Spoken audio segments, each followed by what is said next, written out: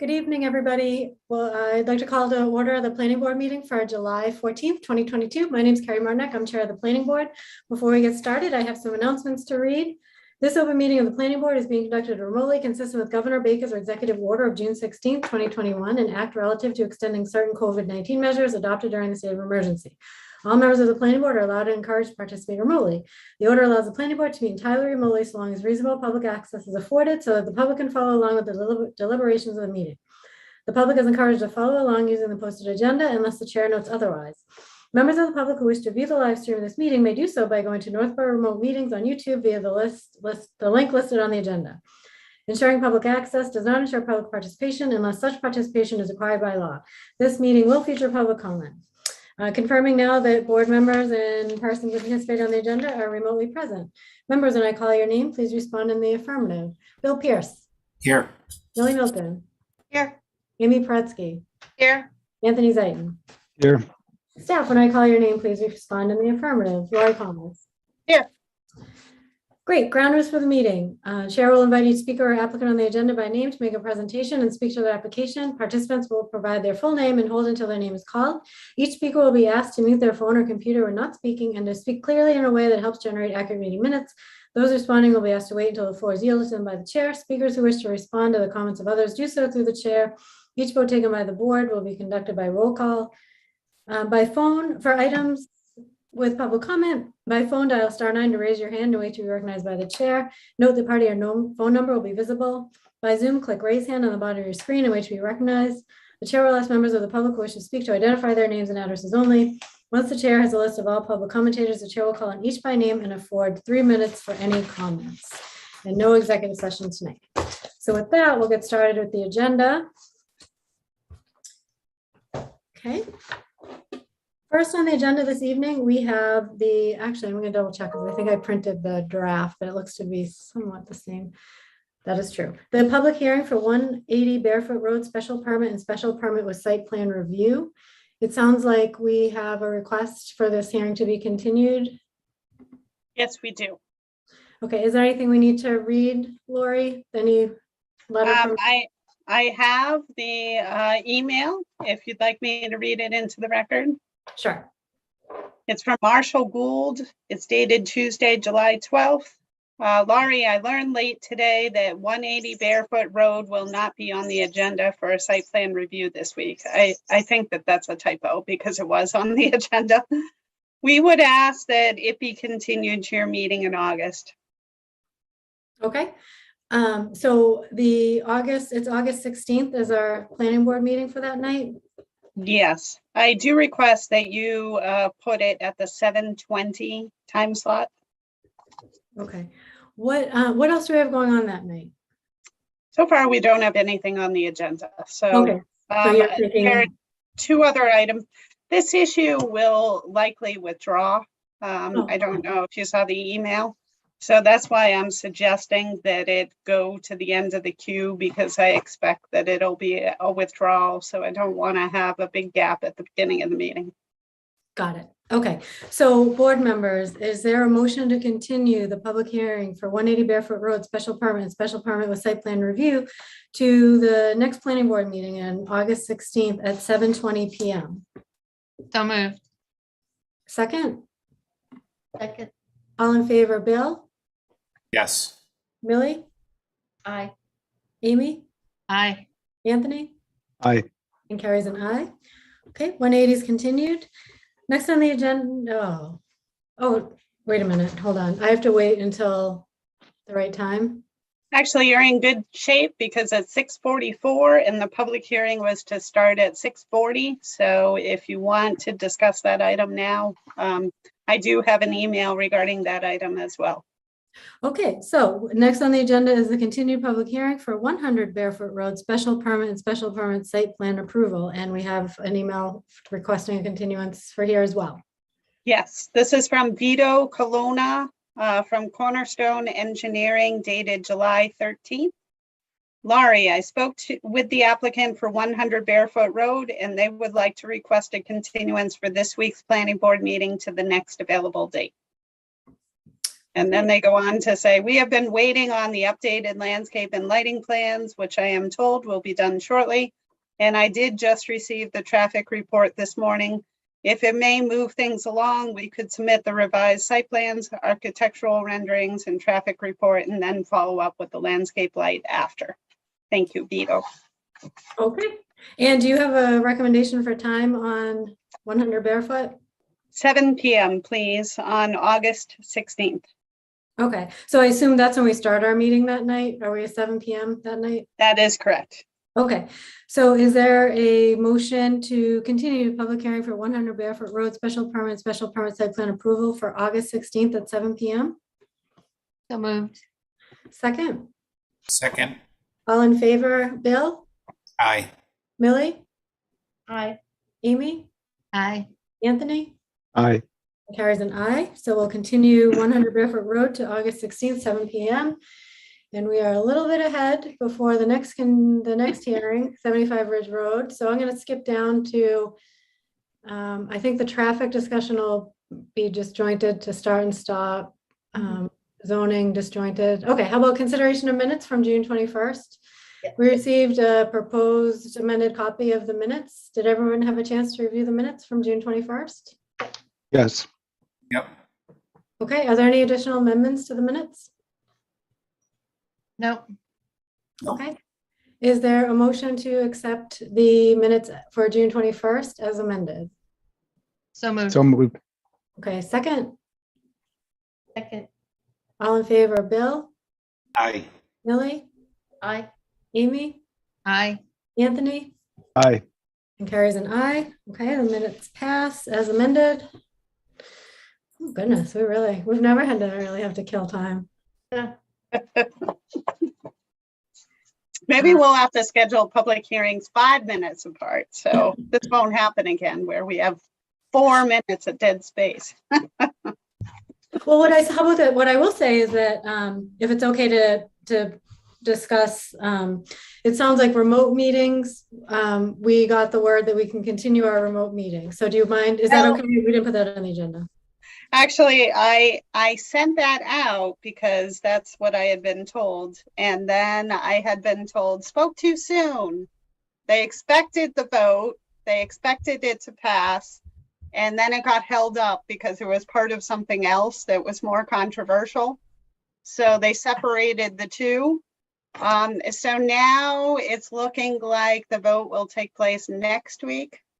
So put a pin in that.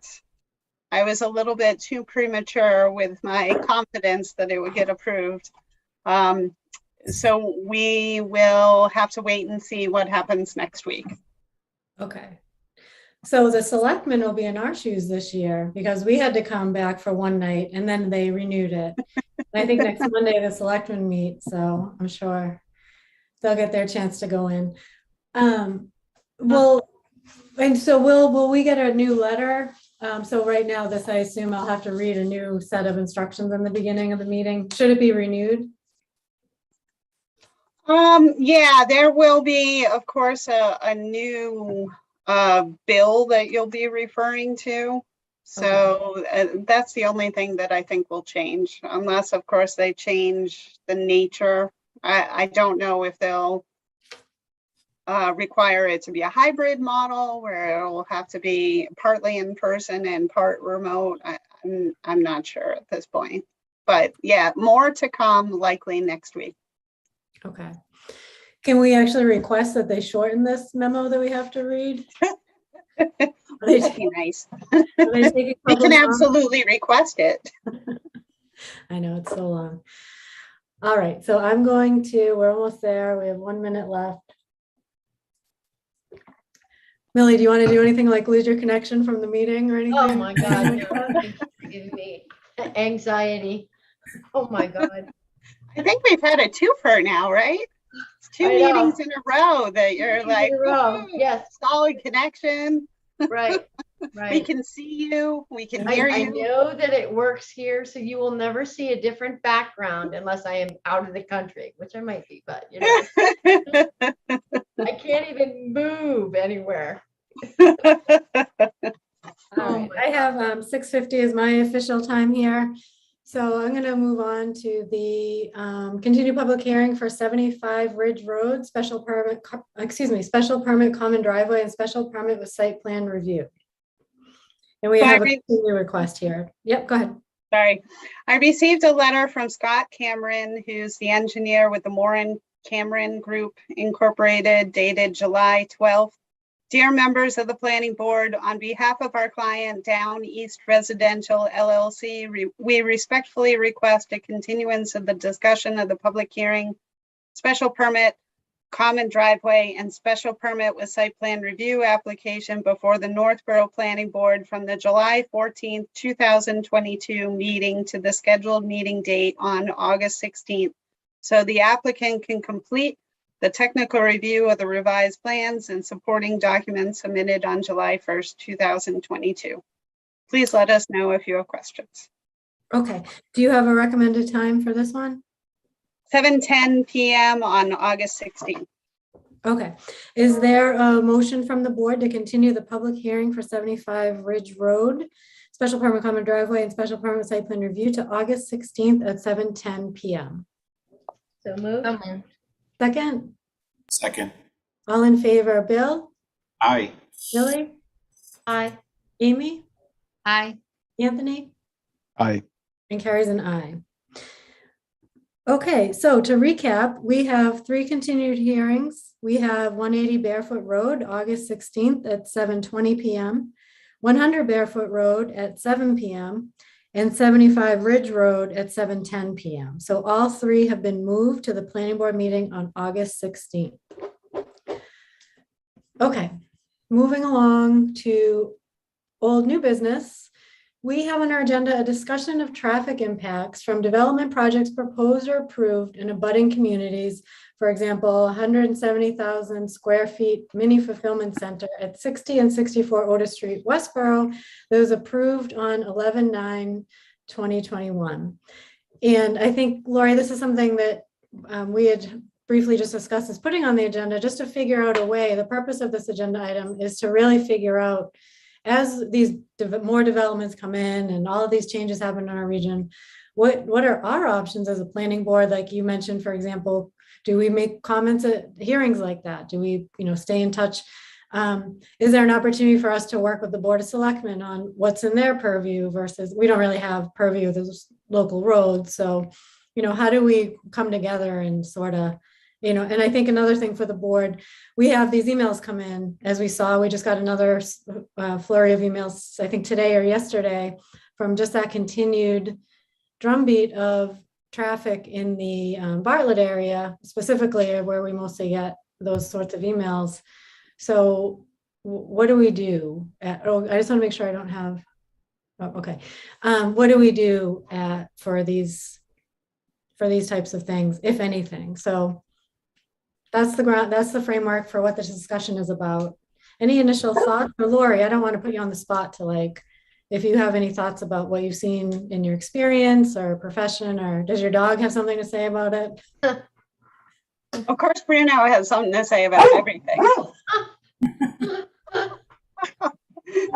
And he's been quiet for this entire time until now. Okay, so 1 minute. I'm going to put him in the other room. No problem. You heard his name. I know. Now you want something. That's hysterical. Oh my gosh. That couldn't have been timed better. Thank you. It wouldn't be a meeting without Bruno's input. Oh, no, exactly. So I had talked to Carrie about this a couple of weeks ago, and I think the best way to handle large-scale developments that are occurring in other communities is to exercise your right to provide public input. So since our conversation, I've been paying careful attention to the various public hearing notices that I'm receiving from the surrounding communities. With the eye of tagging those public hearings that may potentially have a significant impact to the town of Northborough. So far, I haven't seen anything. But I will continue to do that. And as soon as I receive a public hearing notice for something notable, I will be sure to email it to all of you so that you, if you're interested in having public participation on that application, you can certainly exercise your right. There is also the ability for us to review. So if we get a public hearing notice and it seems to be something that is intriguing and of interest, then we can get a copy of the application and we can do a review that way and submit a more formal letter on municipal letterhead. You know, certainly I can prepare that reflects the comments that the planning board might have. So there are a couple of avenues. Of course, like your board, that doesn't mean that you have to, the board of the community adjacent doesn't necessarily have to take the comments that the planning board in Northborough makes to heart. So they still have the power over the application. But generally, in my experience, neighboring communities want to be good neighbors. And if there is a particular concern about maybe an intersection, then the planning board of the neighboring community will likely require that intersection to be studied as part of any sort of traffic impact. So the challenge is that the town of Westboro, for example, cannot mandate that they make improvements to an intersection within the town of Northborough, because of course they have no jurisdiction whatsoever within the town of Northborough. So it really is limited to what can be done in the town of the subject property. So if the development is located in Westboro, it would be improvements within the town of Westboro. Okay. So that's kind of limiting. Mhm.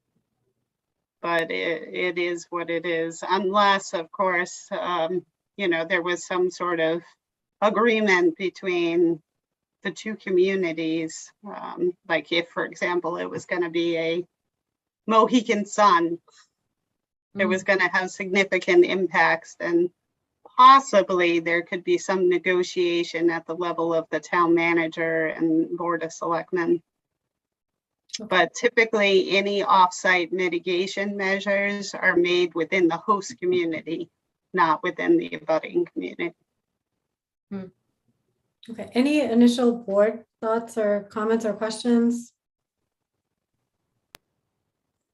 No, I mean, that makes sense, what Lori's saying, and I understand that. I think, to be perfectly honest, I think one of our biggest problems is our own enforcement, right? And that's what a lot of those emails that we're getting are. There are a lot of, you know, yes, what's going on in the surrounding towns might make things even worse, but we still got to deal with the enforcement in our own town. And without that, it's not going to matter what happens in the other towns.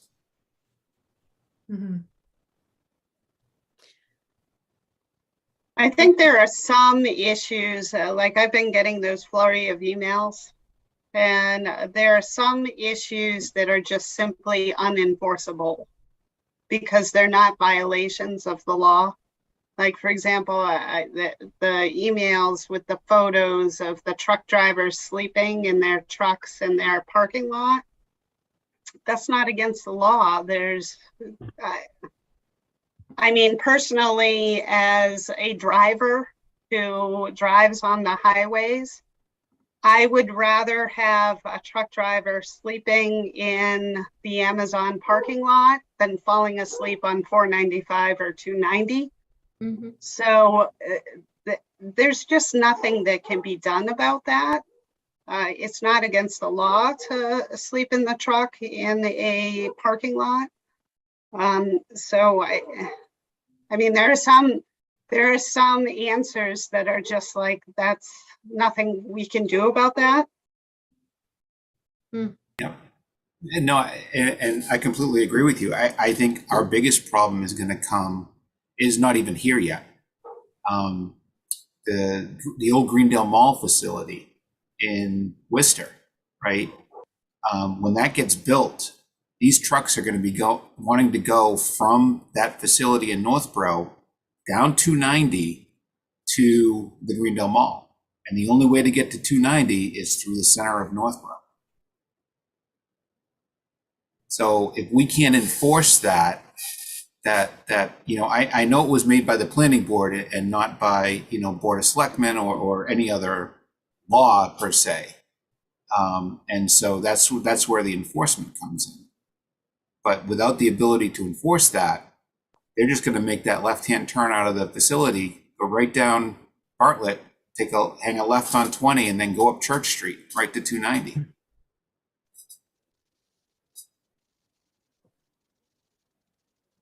Some of those things I think are against, I don't know at what level this rule is, but I don't think you can park the trucks on Bartlett anymore. Like, I think some of these pictures are trucks hanging out on the side of the road on Bartlett. I thought that was something we could enforce, or is that you call the police for that one, I think? It would be a police issue. That's nothing that the building inspector could do. So, and I don't even know if that is something that the police could enforce against. I mean, unless you have no parking, so you have posted no parking signs, then I don't see how that would be a violation. I mean, if there's no posted sign saying you can't park a car, or, I mean, what if there were a car that were parked on the side of Bartlett Street? If there are posted no parking signs, then certainly that would apply to everybody. So remind me now, the Amazon property, you cannot take a left out of by the conditions in the decision. Two of them don't have conditions. Amazon's the only one that has a condition in the decision. At this time. Okay. So I it's think not like- Dewey Pilo might too. I think FedEx was the one that was left out. okay. So if it's something in our conditions, how do we enforce our own conditions? Like, and it sounded like in the past, Bob said, I need to be in person. I need to be there and see it. And he's obviously not going to sit there all day. So what can we do? Can we just never, there's nothing we can ever do? Or can we join forces with the selectmen and like keep pushing and doing something? Or I guess I'm at a loss on, it just seems like we can't do it. Go ahead, Melanie. Questions I have is, wasn't there supposed to be, I don't know if we got it yet, but a post-occupancy traffic study? And wouldn't that show any of the changes, whether or not there's such an increase in trucking going in that direction? And if that doesn't match what was basically given to us for information that we based a decision on, wouldn't that be something that we would be able to take back to the builders or the property owners and say,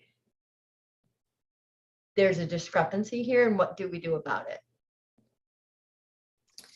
So I know that I can't say with authority, but I know that I've spoken with Bob and I've spoken to Fred about it.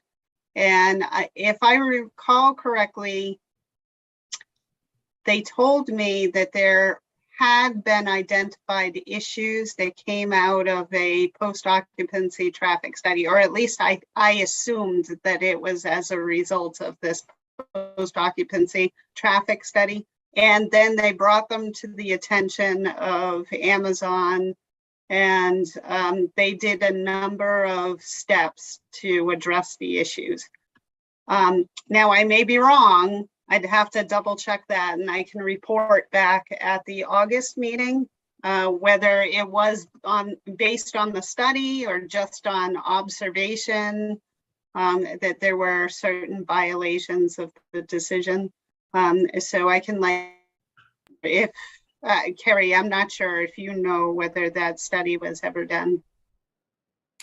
I don't actually, I don't think we were, no, we did, but we did get that, didn't we? We I- got the road safety audit. I don't Yeah. know if we ever got the final post occupancy. We'd have to go back and look. We definitely, I thought we were gonna have CMRPC come in, and maybe we need CMRPC to come in and, just finalize. I don't know. I think we'd have to look. But I do know we got the post occupancy study.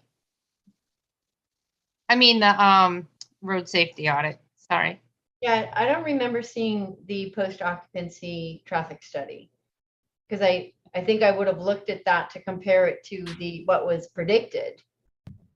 Because you do that, you base your approval on a projected traffic study. And if there's a large discrepancy, then there's got to be some accountability somewhere on what the numbers were that we were given, which I don't think are an accurate reflection of where we are now. Except that we didn't put a condition in that they'd have to come back based on a post occupancy study. I don't think this one has it. I thought, no, this one, what do you mean this one? Amazon doesn't have that. I'm not 100%, but I feel like Amazon was very open to working with the town. So even without a condition, I can't speak for anyone. But I think if there was a problem, I think the town and the selectmen can reach out to them. It may not be enforceable, but I want to think that Amazon, at least as part of the road safety audit, Amazon was there, a Dewey Pile was there, and it sounds like the town has worked with Amazon in the past. So I would think if there was a problem with the occupancy study, it probably can be worked through, but I'm putting words into their mouths, so. Yeah, I guess what I'm getting at is rather, we have all these one-off things we could do, but I feel like we need a holistic strategy. The town needs a holistic strategy of like, how are we going to solve this? And then what are the tactics that we're going to do to solve it? Like have the town contact Amazon, like do X, Y, and Z. But there's no I guess that's what I'm looking for. Who's making this? Who's in charge of the strategy for this? Because what I think we're hearing, and I think seeing with our own eyes now, if we do start to get those developments like Westboro, and our downtown, to Bill's point, is covered in that kind of traffic, it's going to be too late. Number one, when we're already sitting in the traffic, it's so much harder than if we were to start now planning for it. Or I'm not clear on how do we get to a point of having someone be responsible for the overall strategy. Is that the planning board? Is that the board of selectmen? Can we join together? I don't know. Does that make sense? I think it makes complete sense. We're just not sure how to go about accomplishing that strategy and managing what is coming down the road, no pun intended. I think it's a responsibility of the planning board to set the conditions up front. And then I think it's the planning board that's, I think, under their purview to manage traffic after the fact. And I think what we were supposed to talk about is how are we going to work with other towns when they have major developments and what we can do to curb the traffic from those developments. So I don't know where we are.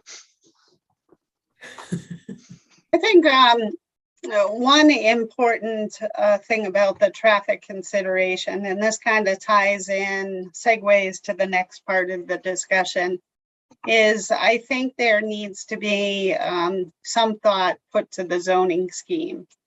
Like, for example, of course, I've been looking at the various undeveloped properties that are within the industrial district. That includes Bartlett Street and Lyman Road, and you have the Westboro State Hospital. So I looked to the master plan to see what the thoughts were about the long-term development scheme for that property, and there was nothing about it. So there is the possibility, of course, that's a very, very significantly large proportion of the industrial district that is currently zoned for industry, And if the state were to put that property up for sale and somebody were to buy it, then you just have more industry Mhm.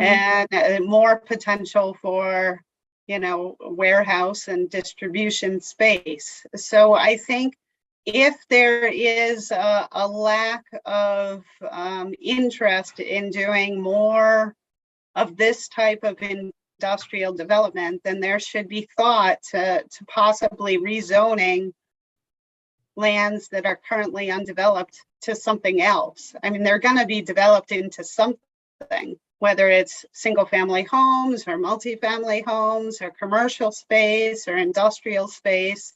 There needs to be some serious thought about what the end use of this property should be. Amy, you had something? Yeah, because I'm on the master plan committee, and unfortunately, it was probably talked about before you started, Lori, because I questioned that parcel a lot, the Lyman Street property owned by the state. And we were informed by John Kadir that the town only is gonna be allowed 3 acres of it, that the state has decided to build a municipal maintenance facility for state vehicles. So Oh, it's wow. it's gonna be another auto Distribution. Yep. Distribution space. So So- really out of that 170 acres, they're gonna develop an absolutely gigantic. You'll have to follow up with him, but he said at most we'd have the possibility of 3 acres. Wow. I know, it's sad. I wonder if Northborough had reached out sooner, if they could have gotten it. Like Westborough bought their state land and they built the apartments and they have soccer fields, but Northborough, and maybe something happened that I don't know about, but Northborough just sat on it and now the state's gonna keep it, Hmm. which is sad. But I think this is still the same holds true about other parcels that are currently vacant. Like, I don't think that necessarily the problem is what you're allowing within the industrial district. Like, there are a number of communities that have multiple industrial districts. So they have a heavy industrial district and then they have a light industrial district. So if there are areas of town that you think are more appropriate for the heavy industrial districts, then you can specify out what you want. But right now it's just one industrial district, and it really is a very large amount of land when you include the hospital property within it. So if the issue is that you want less of that, then it can be rezoned in a different way. So then instead of, grappling with, well, we want it to be zoned to industry, but we want it to be this. We don't want it to be this type of industry. Mhm. That's where you get into trouble. Mhm.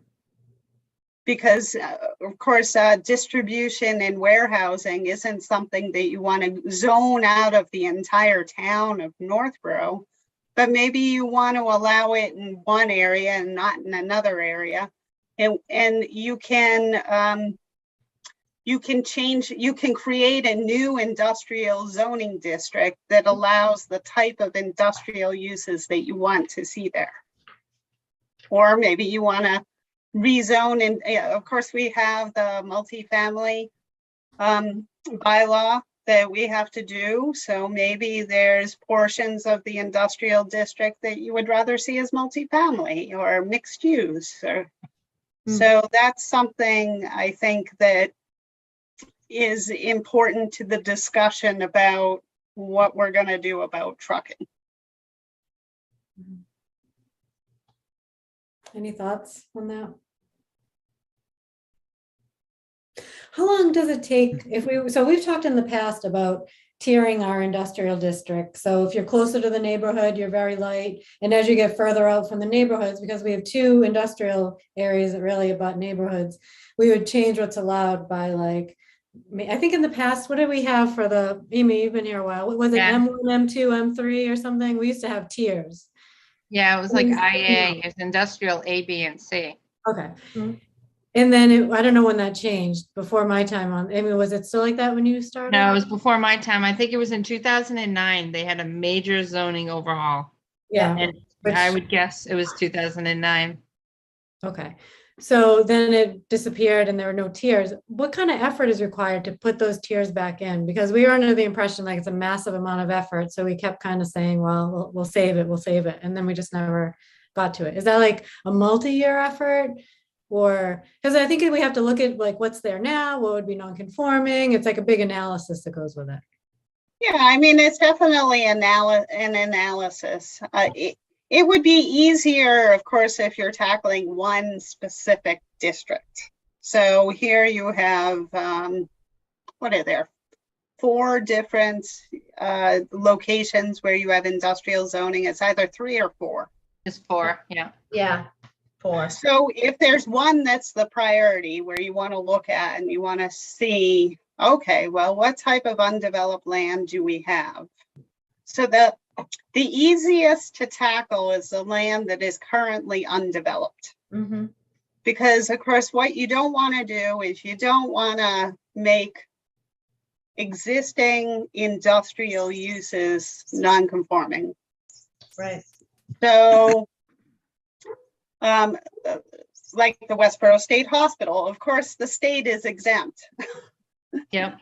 So they don't have to abide by the zoning. So if they are planning on keeping possession of their property, then it doesn't matter what you zone it, they can pretty much do whatever they want. But if there's other land that is currently up for grabs, that would be the priority, I would think. Because the existing uses in the industrial district are going to be grandfathered. They can exist for the next 100 years, you know, if they want to, as long as they continue to stay. If it's currently warehousing and distribution, and they want to continue it as warehouse and distribution, then the town has no ability to say no. Mm-hmm. So it's really the undeveloped lands that have the greatest potential. So I think that that's probably the easiest exercise, is to identify properties, particularly if they're properties that are on the fringe. You know, they're abutting, like I know that there's undeveloped land that abuts Northborough Crossing. So that would be a great opportunity. You could, especially if it has fantastic highway access, then that property could be rezoned for business uses. So if you want more big box retail, then you can rezone it to allow big box retail. So that would be kind of some low hanging fruit. And then, you know, if there's a parcel of land that is completely surrounded by warehouse and distribution uses, and it's, you know, a 3-acre parcel of land, then you probably don't want to tackle with that one. But large acreage, because of course the whole spot zoning issue. Yeah. So we don't want to be accused of spot zoning. Okay. And I know the soccer fields property, they're interested in doing something else with that property, not soccer, baseball fields. So that's another potential opportunity. It could be multifamily housing, or it could be something else. Any, Boy, a view of my, the sun setting is doing funky things to my face.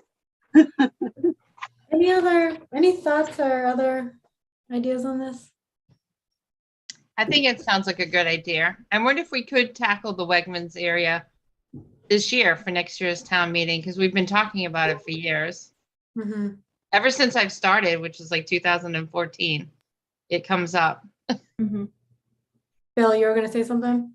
Yeah, no, I was actually going to say exactly what Amy was saying. I think that area, we have to do the families anyways, right? So it makes sense to tackle that area where it's near Avalon.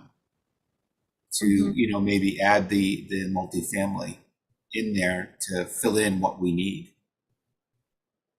I was thinking about opening it for commercial, Mhm. but Maybe not necessarily what Amy was thinking about, but Well, there is also the potential to do mixed use, and that's becoming more in vogue.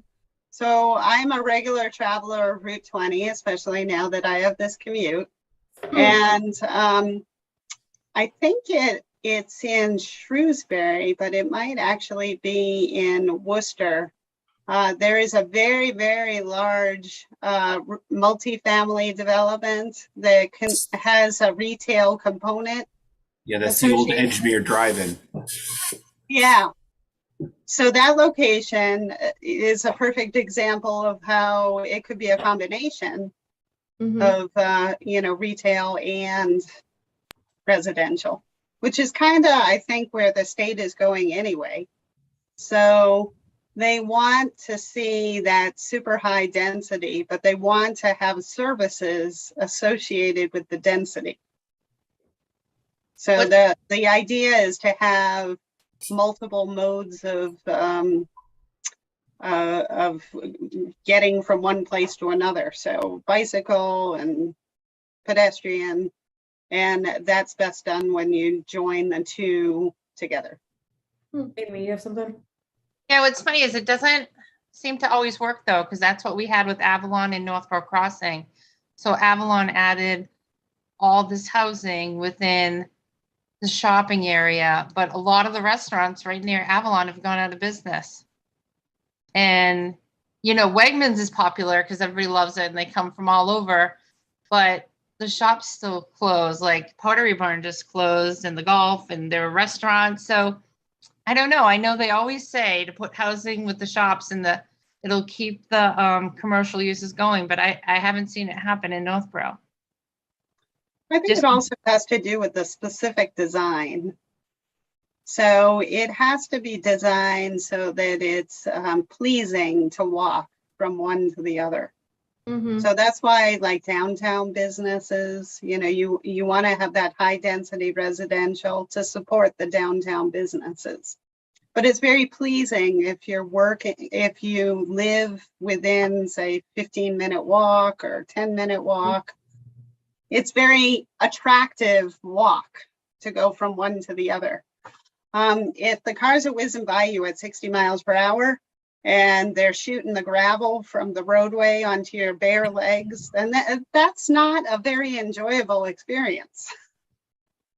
Okay, I want to make sure we stick to the traffic discussion because I'm not on zoning yet. So far for the traffic piece, Lori, it sounds like you're keeping an eye on public input opportunities for that Westboro development. It sounds like without a copy of the application, by ourselves as individuals, we can do public input, but not representing the planning board. However, if we get a copy of the application that we review, then we can write a memo on municipal letterhead, and that comes from the planning board. Yeah, so it could be, you know, so if there were something large that were to come forward, and this is what I've done in the past. So if I know of something gigantic and it comes into the public hearing notice, then that would prompt me to say, hey, you know, I'm interested in this development. Send me the application. Or can I see your application on your website? Mhm. And then I could send it out to you and say, hey, you know, I think you guys would be interested in this. I think that this has potential for significant impacts to the town. And then we could take it from there. So like Carrie, you and I could have a conversation, you know, possibly want to schedule a special meeting to talk about it, or maybe multiple members of the planning board wanting to attend. There could be a variety of different paths forward. But I think the first part is, of course, you need to know about it. And that means that I need to alert you once I receive the public hearing notice. Okay, then it sounds like we're not clear on a post occupancy study deliverable. We don't think we've received it, but separately, Lori, you thought that there was some sort of follow-up, just not, we don't have a whole lot of clarity on that. Is that something we can talk about at our next meeting, that occupants, whatever we have there? Absolutely. So I wrote that in my notes. Okay, So I will look for that and I will report back. okay. So a quick question on that, notifying abutters or abutting towns of major projects or developments. When we do a project in town, we have to notify abutters based on different districts. That is not extended to abutters of other towns or residents? Or So is the way it? it works is that the planning board, so when we have a public hearing on anything, Yeah, we send out the public hearing notice, the same one that goes out to the abutters and goes into the newspaper, goes to the planning boards of all of our surrounding communities. oh, okay. And so our it's surrounding communities send us every single public hearing notice. not- okay. Now, many of the public hearing notices have absolutely no interest whatsoever. They're like duplexes and they're bank Okay. projects and they're downtown and they're not things that I bring to your attention Okay. because they really have no impact to the town of Northborough. Mhm. So instead of just filing all of those into the circular filing cabinet, I am paying attention to see what is coming forward to see if it's something that I think may or may not be of interest to you. Okay, all right, that makes sense then. Thank you. All right, I do see some hands up. I will take public comment for this. I think I mentioned before that I would, so I'm gonna go down the list here. I have John Wickstead on the line. Hello, just your name and address. Hi, it's John Wickstead, 2 Sturbrook Lane. Can you hear me? I can, hi. Hi. I just wanted to bring up a couple of points. First of all, I think the agenda item was on the Amazon warehouse at Westboro. You know, they're putting in a last mile warehouse in Westboro. They're putting in a last mile warehouse in Worcester. And we've got the middle mile warehouse, which is going to be feeding these and continue to feed the one in Milford. So, you know, part of the problem that we have is that we do a terrible job at coordinating with other towns. You know, this is a regional problem for us, and it's going to require regional solutions if we want to manage the traffic that's coming from warehouses that are located in multiple municipalities. And Amazon does a great job of divide and conquer, but that's not helpful for us. And I think, you know, we're underutilizing the CMRP, and we're underutilizing opportunities to work with Marlboro and Westboro and Worcester to design traffic patterns for them. You know, they're designing their own traffic patterns and they don't care about our town. And if our traffic pattern is from Lyman Street through Main Street and up Church Street and over to 290, and that's convenient for them, well, that's just too bad for us. And I think we need to get ahead of this by looking at what the traffic patterns are going to look like and planning for those ahead of time. You know, we can wait until Amazon puts in their warehouses and then throws up their hand in despair, or we can get out a map, use CMRP to help us figure out where the traffic should be going in order to minimize disruption to the Westboro residents at that new housing development, the high school, the Bartlett Street residents, and figure out how to coordinate with other towns in order to manage this traffic problem ahead of time. And I think, you know, we have an opportunity with CMRP to regionalize our solutions rather than continue to deal with them on a town by town basis. Thank you. Great feedback, thank you. Let's see, I'm gonna send you back there. I wonder, our LPA hours renew in July. I think, is that when we get our next batch of LPA hours? Correct. Yeah. So we were planning on using some of the LPA hours for our multifamily overlay. So we usually max out with ours because either Julianne or I have been on the executive committee and we usually we get points or whatever, LPA hours for all the stuff we attend. So we usually always max on those. So I wonder to what extent we can involve CMRPC to. At A least, lot of the challenge is that they're, like, we don't, the government of the town of Northborough or any community, we have no jurisdiction. We have no ability to tell industries how they should route their traffic. So Yeah. that's just not something that is legally within the town's jurisdiction. No, So but I they think what I'm- route their traffic whichever way they need to route their traffic. So What I of see course, from- there is the ability to do like truck restrictions, but it's based on a percentage of truck traffic that's utilizing the roadway. So it's, and of course, the Mass DOT has to approve it. And so I just don't know how we could do what was just suggested.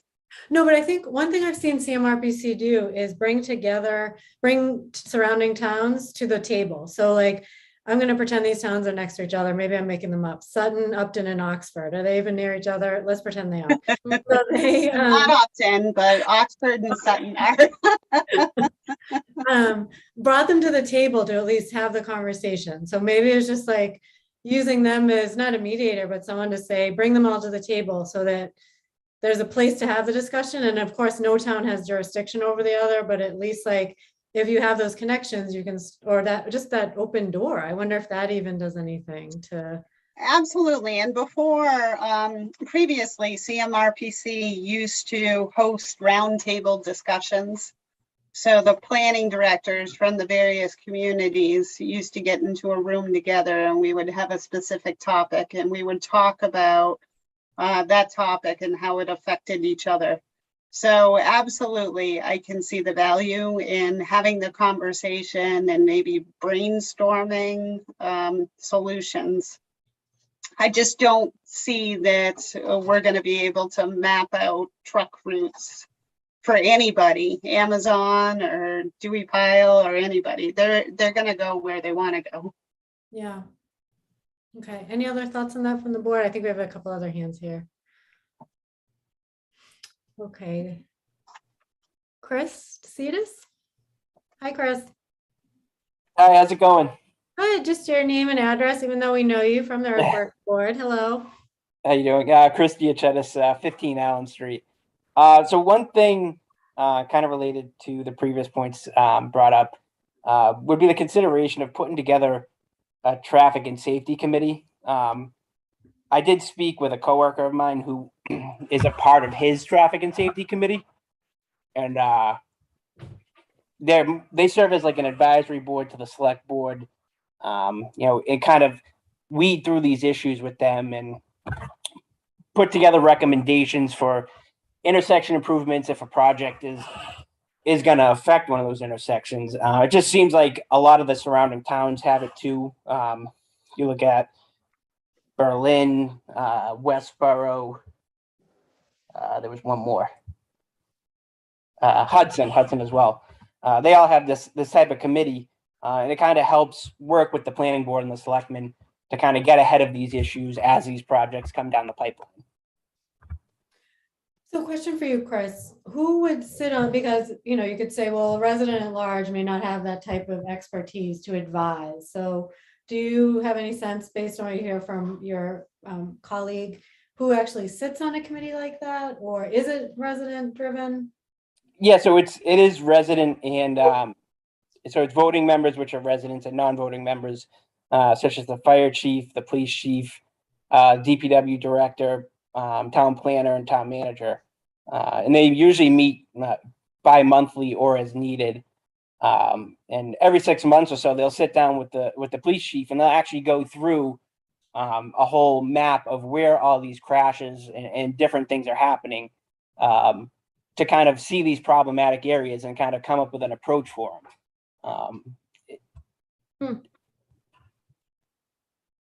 Okay. I mean, I think as a board, we tried to put that into one of our bylaws that didn't pass this year. We remember we had the traffic committee and the moratorium bylaw, and we struggled with who would go on it. And I think some of the pushback that we got at town meeting, or maybe not town meeting, maybe the public hearings, was who would sit on this committee? Is it staff? Is it, Board of Selectmen? Was this the traffic committee? I feel like that was a discussion on the traffic committee. Am I remembering correctly? Yeah, because that's the only one we put forth with the moratorium. Yeah, and it had like 6 residents on it, PB member, Board of Selectmen member. Yep. Okay. But Chris, you work with civil engineering, right? So if you got some engineers that were residents in town that could be on the board, that could be really helpful. In my community, the town of Millbury, the town I live in, we had what was called a roadway advisory committee. And the roadway advisory committee would work with the DPW. They were all traffic engineers for the most part. And they would work with the DPW to identify roadways that should be repaved. They would actually they worked with CMRPC to classify all the roadways and come up with like a capital improvements plan. And I actually utilized their expertise on complete streets, as well as asked for recommendations when there were large projects, possibly intersection improvements and the like. So I am familiar. In my experience, it's really important that you have people who really understand traffic engineering. So to have the discipline, otherwise, we're already in-house having those conversations. So certainly as part of any sort of special permit or site plan review application, those applications are going out to the various department heads, and if they have comments, they're already providing those comments. One thing that I've talked to you about, Carrie, in the past that I really strongly recommend is that we get a traffic engineer as a professional consultant to review traffic studies. So that we can ensure that the traffic studies are being prepared properly, and to help us to come up with mitigation measures. So I'd be happy to reach out to a couple of traffic engineers and get some proposals. And then we could just hire them as the need arises. So it isn't necessarily like a big RFP process that we'd have to go through, especially if it's like a case by case. Mhm. I had some very good experiences with a couple of traffic engineers that I'd be happy to reach out to get proposals. So, but I absolutely, I'm not a traffic engineer. And my eyes glaze over a little bit when I'm reviewing these traffic studies. Mhm. So I think it would be helpful for these big traffic generators for us to have some expert help. Chris, thanks a lot for your comments on that. That's really helpful. Thank you. I have Janine. Hi, Janine, just your name and address. Jane Callahan, 6 Darrowbrook Lane. So I just have a couple of comments and questions in no particular order, because I'm just jotting down notes as I'm listening to the meeting. So in regards to the post-occupancy study, I don't know if that has been completed or not, but I guess I just kind of have a general question. Because living here on Stirrup Brook, I mean, we see the trucks coming and going, and not necessarily just for Amazon, but all of those facilities. It just seems like there's a lot more of them. There's a lot more Abe Dewey Pile, there's a lot more FedEx, there's a lot more Amazon trucks coming and going to those facilities.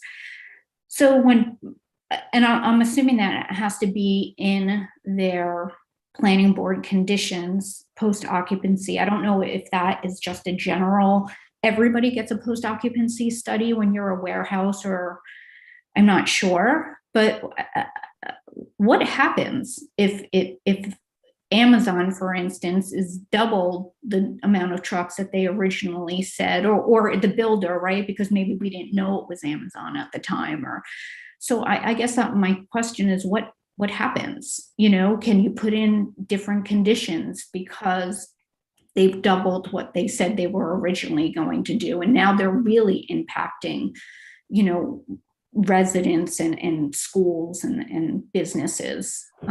So that's one of my questions. I don't know if anybody wants to comment or if you just want me to keep going.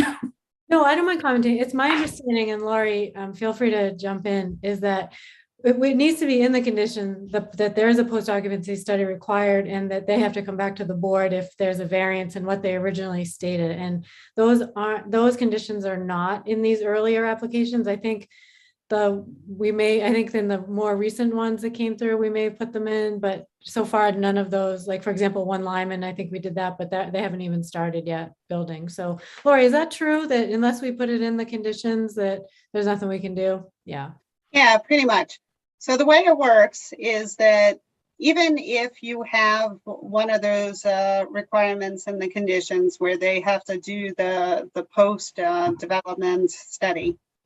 So if they were to determine they anticipated that the truck traffic would be X and it ends up being Y, so then you can use that to justify them making improvements, off-site improvements. So you could have them analyze a specific intersection, whatever the case may be, and do mitigation.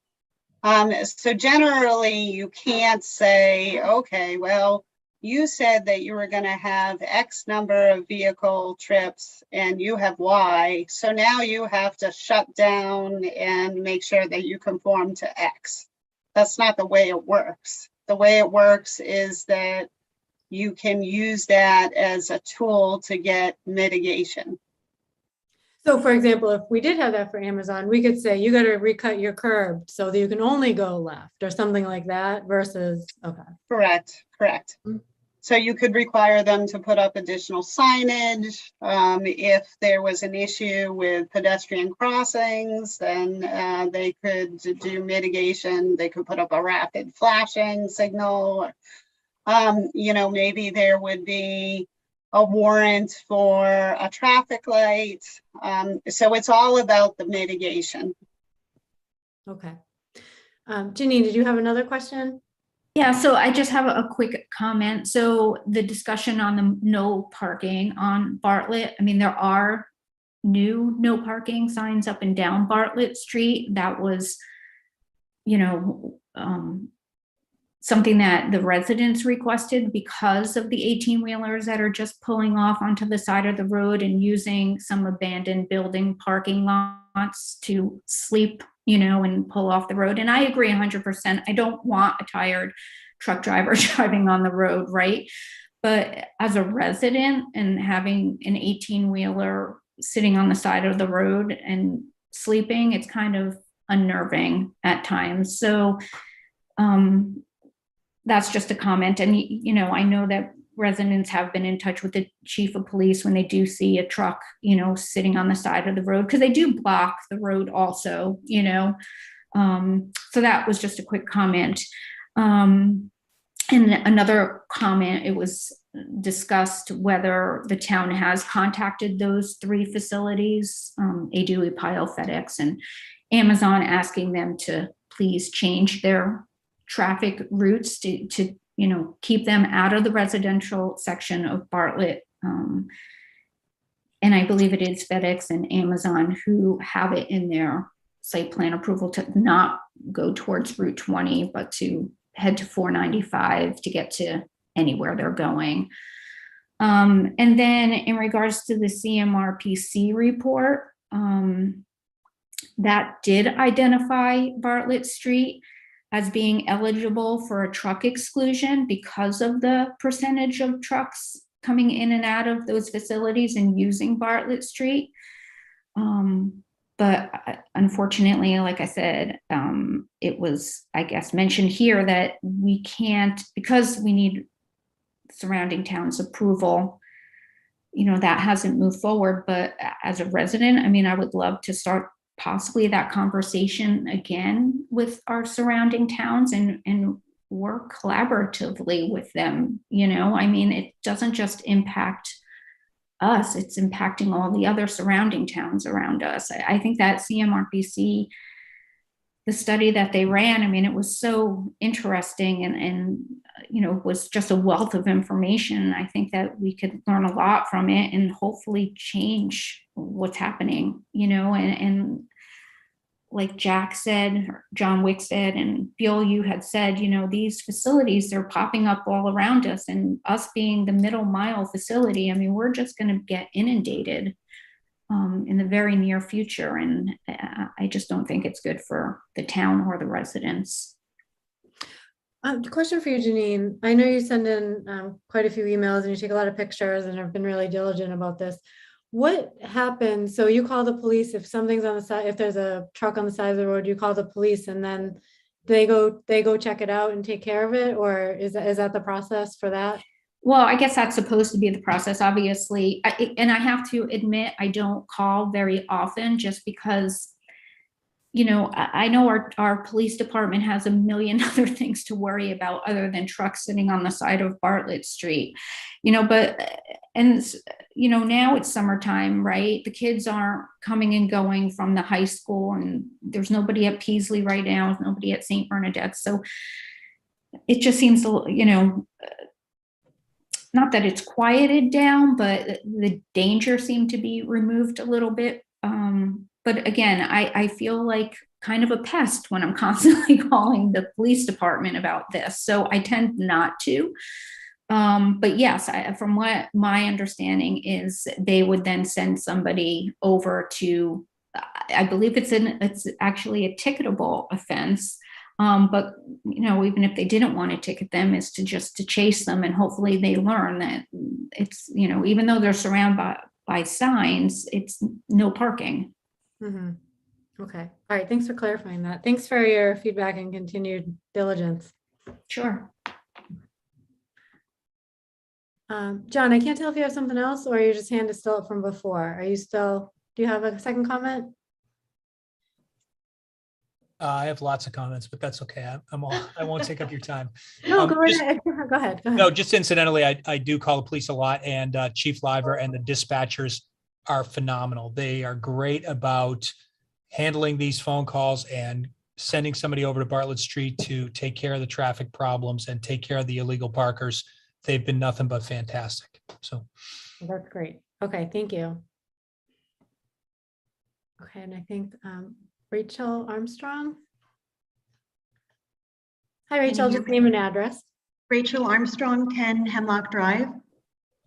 I have a question, and I don't know if it's for Laurie or whoever could help answer it. We know that enforcement is a huge issue for the planning board conditions because the zoning officer can't sit there all the time. I'm not sure that traffic cameras are actually legal in the state of Massachusetts, so I don't know if the pictures that residents are sending in can be acted on.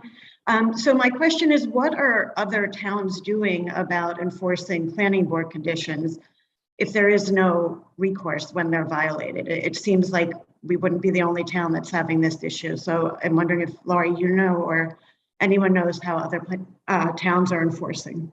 Do any board members or Laurie, do you have any sense of, in your experience with other towns, what happens? Or I think it really depends on the nature of the violation. So of course, the building inspector is the zoning enforcement officer. So they're generally the folks who are going out there and enforcing violations of zoning or decisions, and there is a fining mechanism. But it's not for the faint of heart. It's not easy, and sometimes it can take years, and it can take a certain number of fines to finally get to the point where you go to court And then, of course, the judge has to be on the town side in order for something to really happen. So I know that the zoning enforcement officers pick their battles.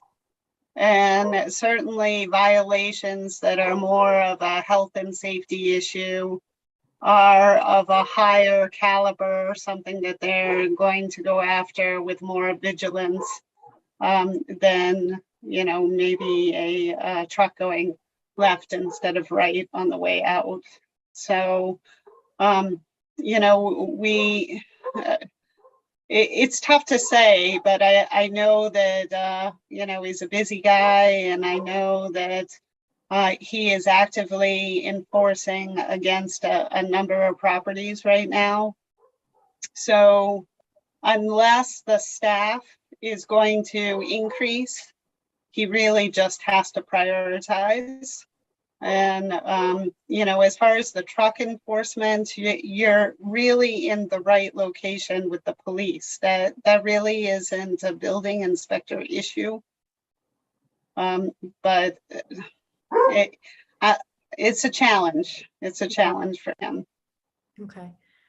Thanks, Rachel. Did you have another comment, Rachel?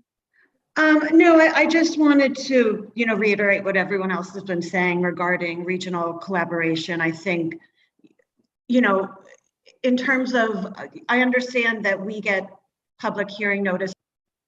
Oh, Rachel, I'm sorry. Hold on.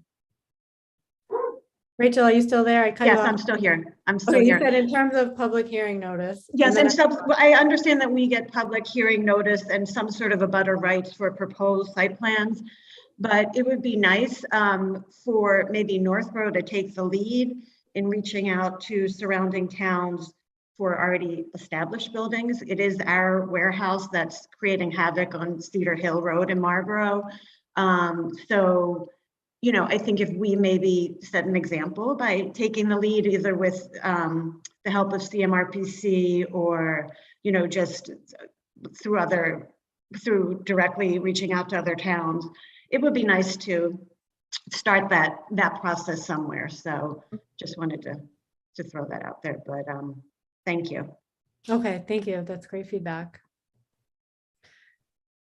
Okay, I don't see additional comments. What does the board think about, as I'm hearing these things, and I think we talked about this before, like, is there something, or do we want to draft maybe a memo to the selectmen to sort of recapture what we're hearing here and maybe some of the suggestions that came up? And if there's, you know, for example, we don't have the authority to set a committee unless it's in our bylaw, which, you know, that didn't happen. So, you know, just, I'm sure they obviously see these emails as well, but just to reiterate our thoughts on this, do any of these ideas sound like things that we would be interested in as a board, that we think have some sort of what do I want to say, redeeming quality to it or potential solution? Any thoughts? I have just some questions or comments on one of the things that I'm hearing is a pretty significant common problem is the parking of the tractor trailers on the side of the roads or even in residential areas. And my question becomes, can we put in the order of operations conditions that a certain number of their parking spaces be designated for tractor trailers to basically sleep in? Is that something that other areas do? Because it seems like they have a certain amount of business and traffic and truck trips generated, but there's, you know, could a percentage of those spaces based on the number of truck trips generated be mandated to be designated for allowing tractor trailers to sleep there? Just out of curiosity, might that be an option to get some of them off the road? Possible, Laurie? And I guess are you saying future conditions? Because obviously we can't go retro. Okay, so in the future, Laurie, is that something worthwhile or possible? I don't see why not. You know, there may be, like, I don't know. I was looking at the photos that arrived in the email, and it looked like it was around dawn when So the parking lot was empty except for these couple of trucks where it looked like the people were sleeping. Mhm. So in circumstances like that, where you have an empty parking lot, what's the harm in having them sleep there? But if it's a circumstance where the parking lots are full Mhm. and they're going to the side of the road because there are no other options, like maybe it's a communication issue Mhm. where Amazon would have to say, hey, if you need to pull over and take a nap for 15 minutes in our parking lot and it's 2 a.m, go ahead and do it. You know, we don't have a problem with it.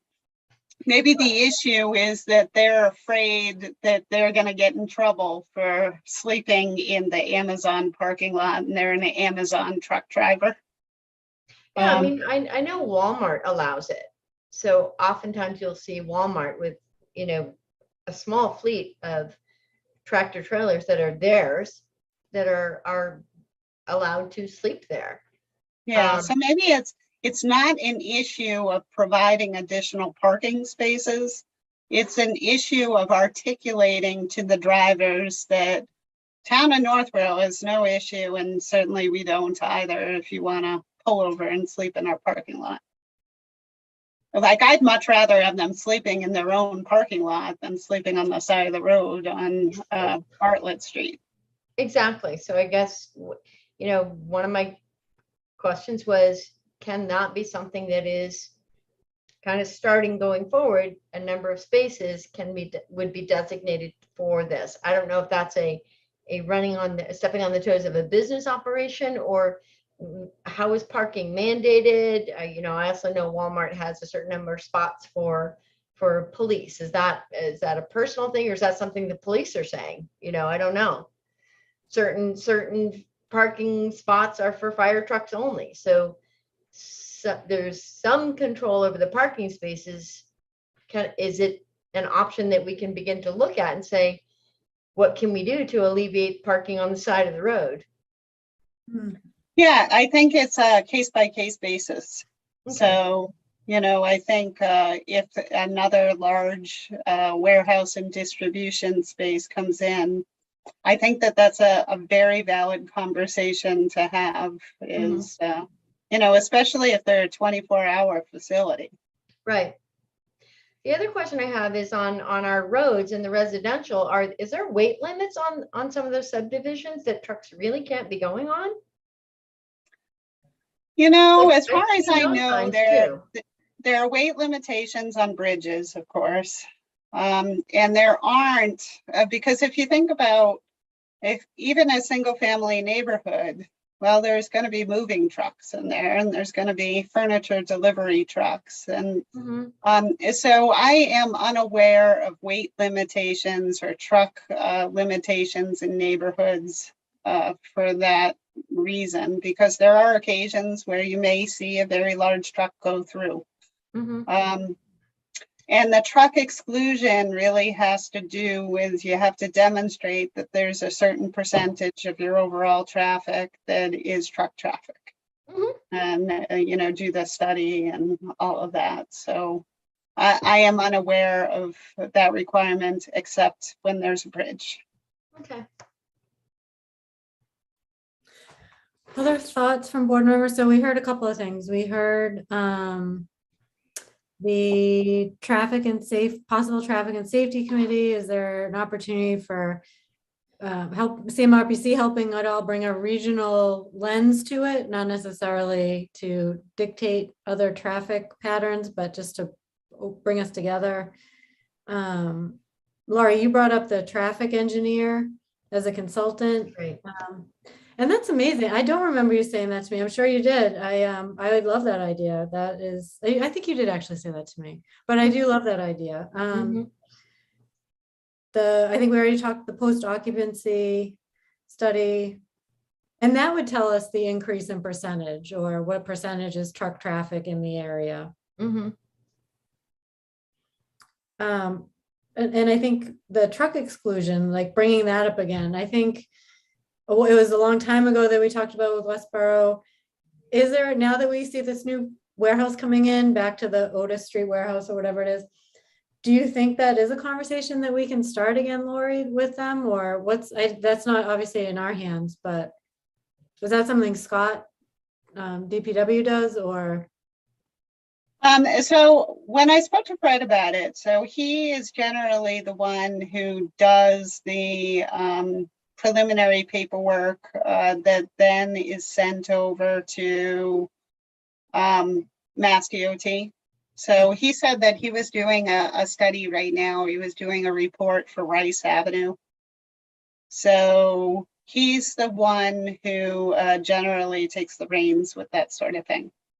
Okay, so it's not like our town manager calls their town manager and says, can we get our DPWs together to sort this out?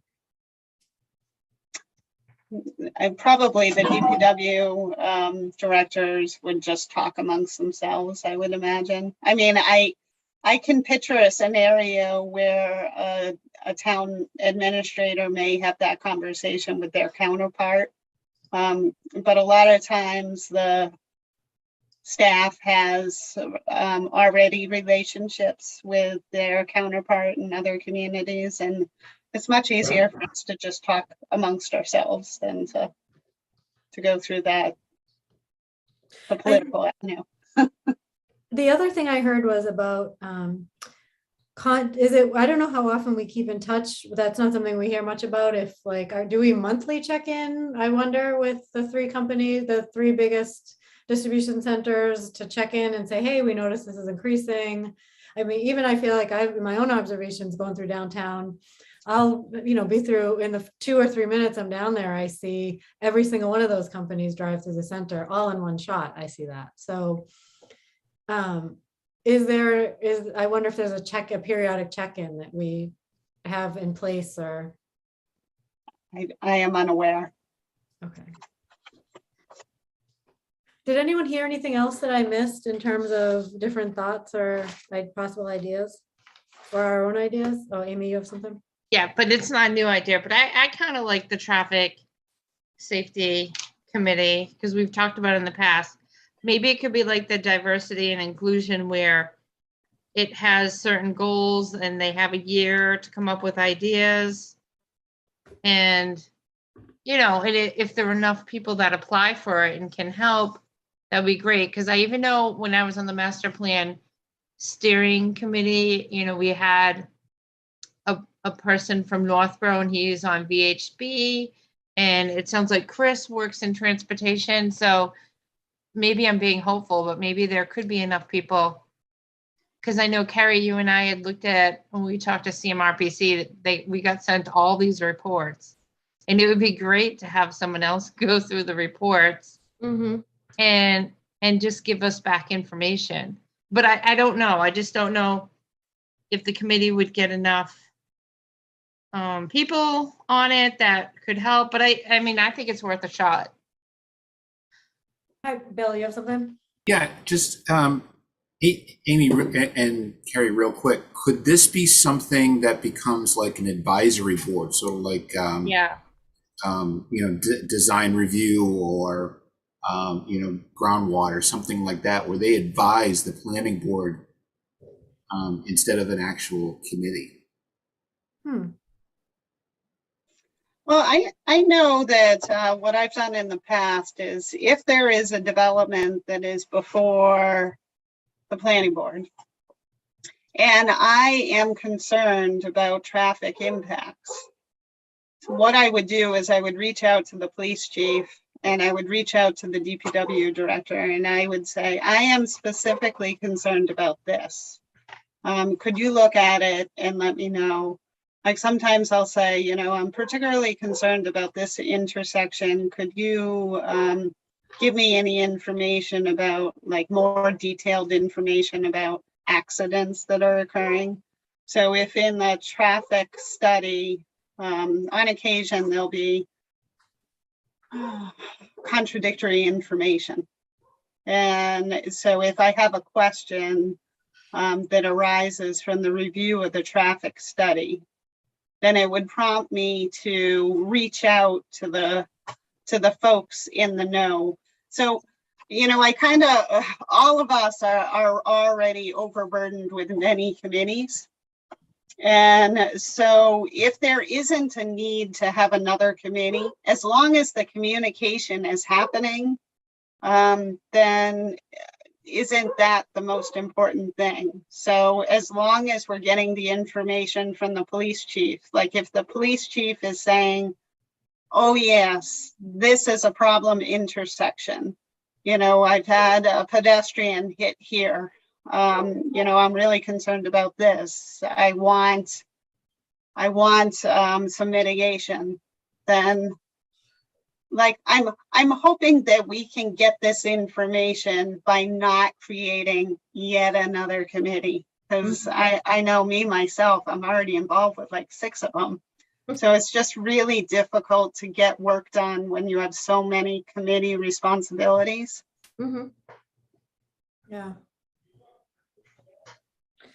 Well, I think what may not be happening is that communication where, so you mentioned that the staff gets together on X, Y, and Z, but it's not getting trickled out or down, or maybe I'm missing where it's being trickled out or down. So if there's like, you know, Fred's looking into this and Scott's doing this and, you know, all these things are happening, but we just don't know. Maybe it is a communication gap, or maybe if we could get a report out, if the selectmen did like, okay, this is, you know, here's what we did, that John or whoever contacted the 3 companies this month, and here's the update from what's going on. And I don't know, is there that update? Do we hear anything about that? Is there that kind of trigger of communication?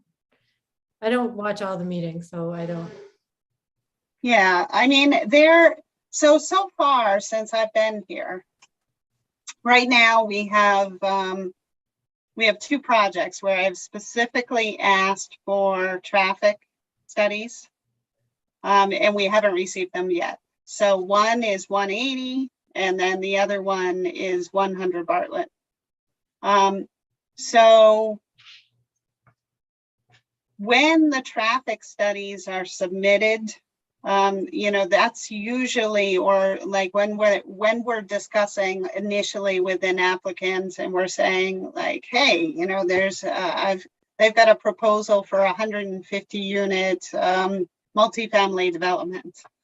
Then the conversation would happen, what intersections are you concerned with? And then I would identify key intersections and they would do a study of those intersections. And I might call in the police chief and say, hey, are there any other intersections, or Scott, are there any other intersections of concern that should be included within the traffic study? So I think part of the issue is I've only been here 4 months, so we haven't had any of those super large scale developments for us to really talk about traffic impacts. I'm sure that day will come. And then this type of communication will happen. Okay. So this is the approach I've always taken, and it works really well. Now, if I reach out to a particular department head and they don't have any comments, then okay, well, you know, we reached out and they chose not to comment. But a lot of times they do want to comment. And Chief Liver's on your list, right? You send it because he got cut out for a little bit, but he's back on. Okay. Yep, absolutely. And we always get comments from the fire chief. You know, he's a frequent flyer. So Scott, sometimes I get comments from him, sometimes I don't. It depends on the nature of the project. Millie, did you have something else? Are you raising your hand? Or I do, yeah. I'm just questioning on traffic studies in general. For instance, it piqued my curiosity when they're, you know, hearing that there's a development going on Otis Street in Westboro. So obviously, if it's Otis Street on Westboro south of Route 9 is what I'm guessing it is, because that's where the boundary line is. That would be a different story than if it were, let's say, Otis Street on the Walmart side, based on, you know, that the road conditions right around down the road on Otis Street, you could not get a tractor trailer going down into town from that direction. So are we privy to the traffic study information that might have been done for that project in Westboro? And how do they determine how much area to cover in a traffic study? Who determines that? So absolutely, all of this information that's in an application is public record. So anybody can ask for anything. If you want a copy of the traffic study, you can absolutely call them up. And a lot of us, since the whole COVID, are putting everything online. So if you go to the website, you may find it right there and you can read it as easy as that. So who determines the parameters? It's usually a conversation that I would have as part of a pre-application discussion. So I find out about these applications very early on in the process. And usually at that point, they're confidential. I don't share that information with anybody because there's a huge number of them that never amount to anything. Sure. And so there's no sense in getting everybody all excited about something that may never come to pass.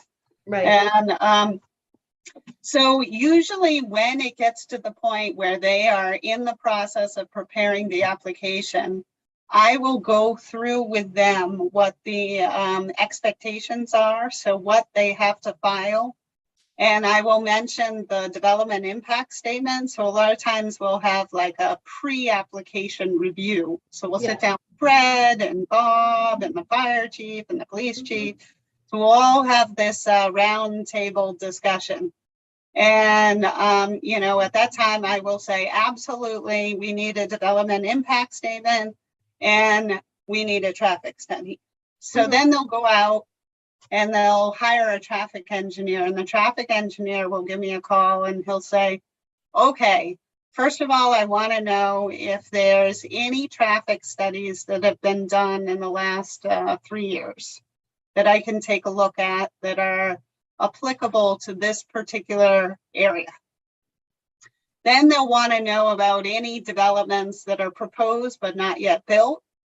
And then they'll want to know about the intersections of concern. So usually I tell them which ones they should focus on. Okay. And it may be, you know, if it's a development that's on a property line, I mean, on a town line, then it may very well be intersections that are in the abutting community. Sure. Okay, I just didn't know what the parameters were for where the traffic study started, where it stopped, how big it had to be, and how that was determined. The radius of impact, I was curious. Yeah, a lot of times it's defined in the zoning bylaw, but I don't think it is in ours. So Yes, it'll I say think that it it's has to be intersections within a 1/4 mile radius. Or something like that. But I'll have to look at the development impact statement to see if it's defined. Just curious. Okay, thank you. Okay, as a next step, would the board be open to, if I were to summarize this discussion, or I guess maybe after getting the minutes, just summarize it in a note to the BO and the Board of Selectmen to just give them a download of what we're hearing and maybe see if there's anything on their end, like if they wanted to get together at some point or talk through it, or is that something we'd want to entertain? I think the communication would be great. Yeah, keep everyone on board. Any other thoughts before we move on to the next item of the agenda? Okay. So we did start to talk about this a little bit, discussion of potential zoning bylaw amendments for 2023. I can't believe we're already talking about that. I know, it seems like it was just yesterday we were at town meeting. So we've talked a little bit, but any initial thoughts on what we want for this year? We just talked about multifamily, the possible industrial rezone. Other thoughts from anyone this year? We usually have a backlog. I know. Hopefully Lori's been keeping count this year because we've talked about a couple of things at design review. Like there was one thing where, especially when you had duplexes and the driveways were right on the property line, if there were big duplexes or houses or anything, well, it couldn't be a house, but big duplexes side by side and they both have the driveways up against the property line, there was no place to push snow or have a fence. So we were thinking about putting something in the bylaws about like a 5-foot impervious or pervious, impervious, forgot what it's called, but so there couldn't be a driveway right up against the line. I think Dario said to not call it a driveway, but call it a impervious surface. And I think Dario said that most towns that he works with, they all have at least 5 feet. So that was something we had talked about. All I remember though, off the top of my head. Laura, I remember you mentioning something you noticed, like you must notice quirky things in our bylaw. I think you called one out at 75 Ridge, like anything that's on your radar? Yes, so I've got a list. Oh, you have, okay. I've just been concentrating on the big ticket items for this first year. The most important one, of course, being the multifamily overlay district. We did talk about clarifying the special permit with site plan review or site plan review with special permit, whatever you want to call it, language. So that in the zoning bylaw, it would be clear that that would only be applicable to special permit uses because they're pretty much all site plan review. Site plan review is the same. So if you wanted to do special criteria, then you would really want to define that it's for special permit uses from the use table, not things that require a special permit for like groundwater or floodplain. So some clarification of that language. Another sticking point that we noticed, which resulted in an appeal of a ZBA decision, is the minimum area requirement with the groundwater protection overlay district. So it's my understanding that the way it's been interpreted is that if you're doing a particular use in a particular area, in some locations, there's a minimum lot size requirement. So it'll say, if you're in area 2 and you're interested in doing a duplex, the minimum lot size is 20,000 square feet. So the way that's been interpreted is that you need to have 20,000 square feet within area 2.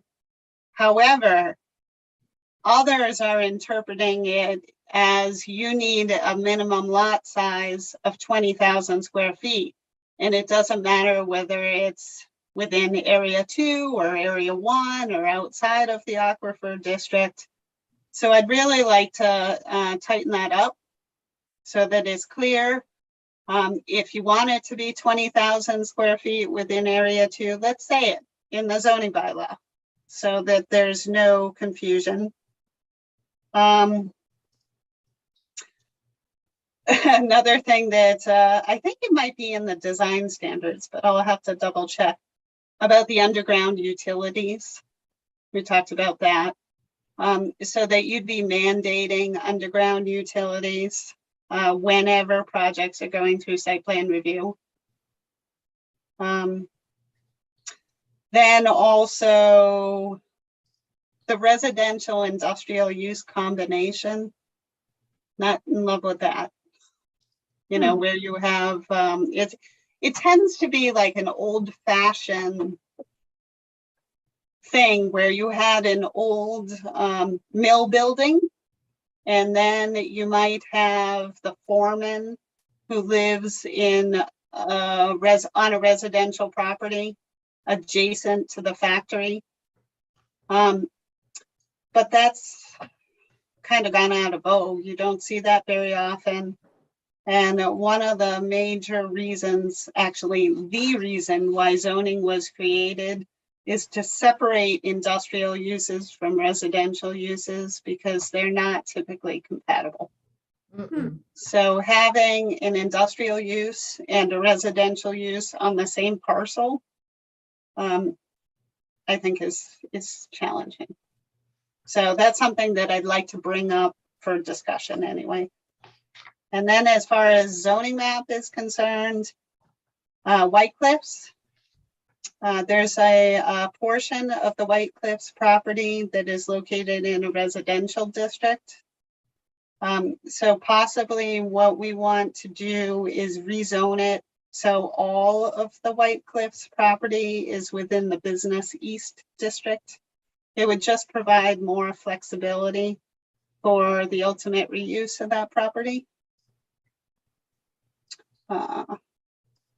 And then I also have some other things that I'd really like to tackle, particularly having to do with the fee schedule. The fees? The fee schedule. Yeah, I think the fees are far too low. Okay, is that in our bylaws or rules and regs? That's actually separate altogether. It's just kind of one of the things I want to do this year. Okay. So it's not something that we go before town meeting. It's Got it. just something that the planning board would have to have a public hearing on and then adopt. Okay. Anything else for the wish list? So don't be for anyone participating for the first time, Bill. This isn't like the set in stone. We have to we usually talk through more. We at least start with like an initial everybody's wish list. Don't feel like anything's dumb to put out there. It's basically like things you've noticed or snags we've run into, or maybe even projections of future issues. So you don't have to think of it now, but just to let you know, you don't have to. Yeah, actually, the only thing I would come up with is one of the things that sort of came up from last year is with the signs. Instead of trying to make one big change, what about just separating the external lit and internally lit signs in the definitions and then make them both the same within the tables? Right, so we're just adding the definition. I know there's a study that's going to be going on in downtown, but in sort of preparation for that, let's at least get the definition in there.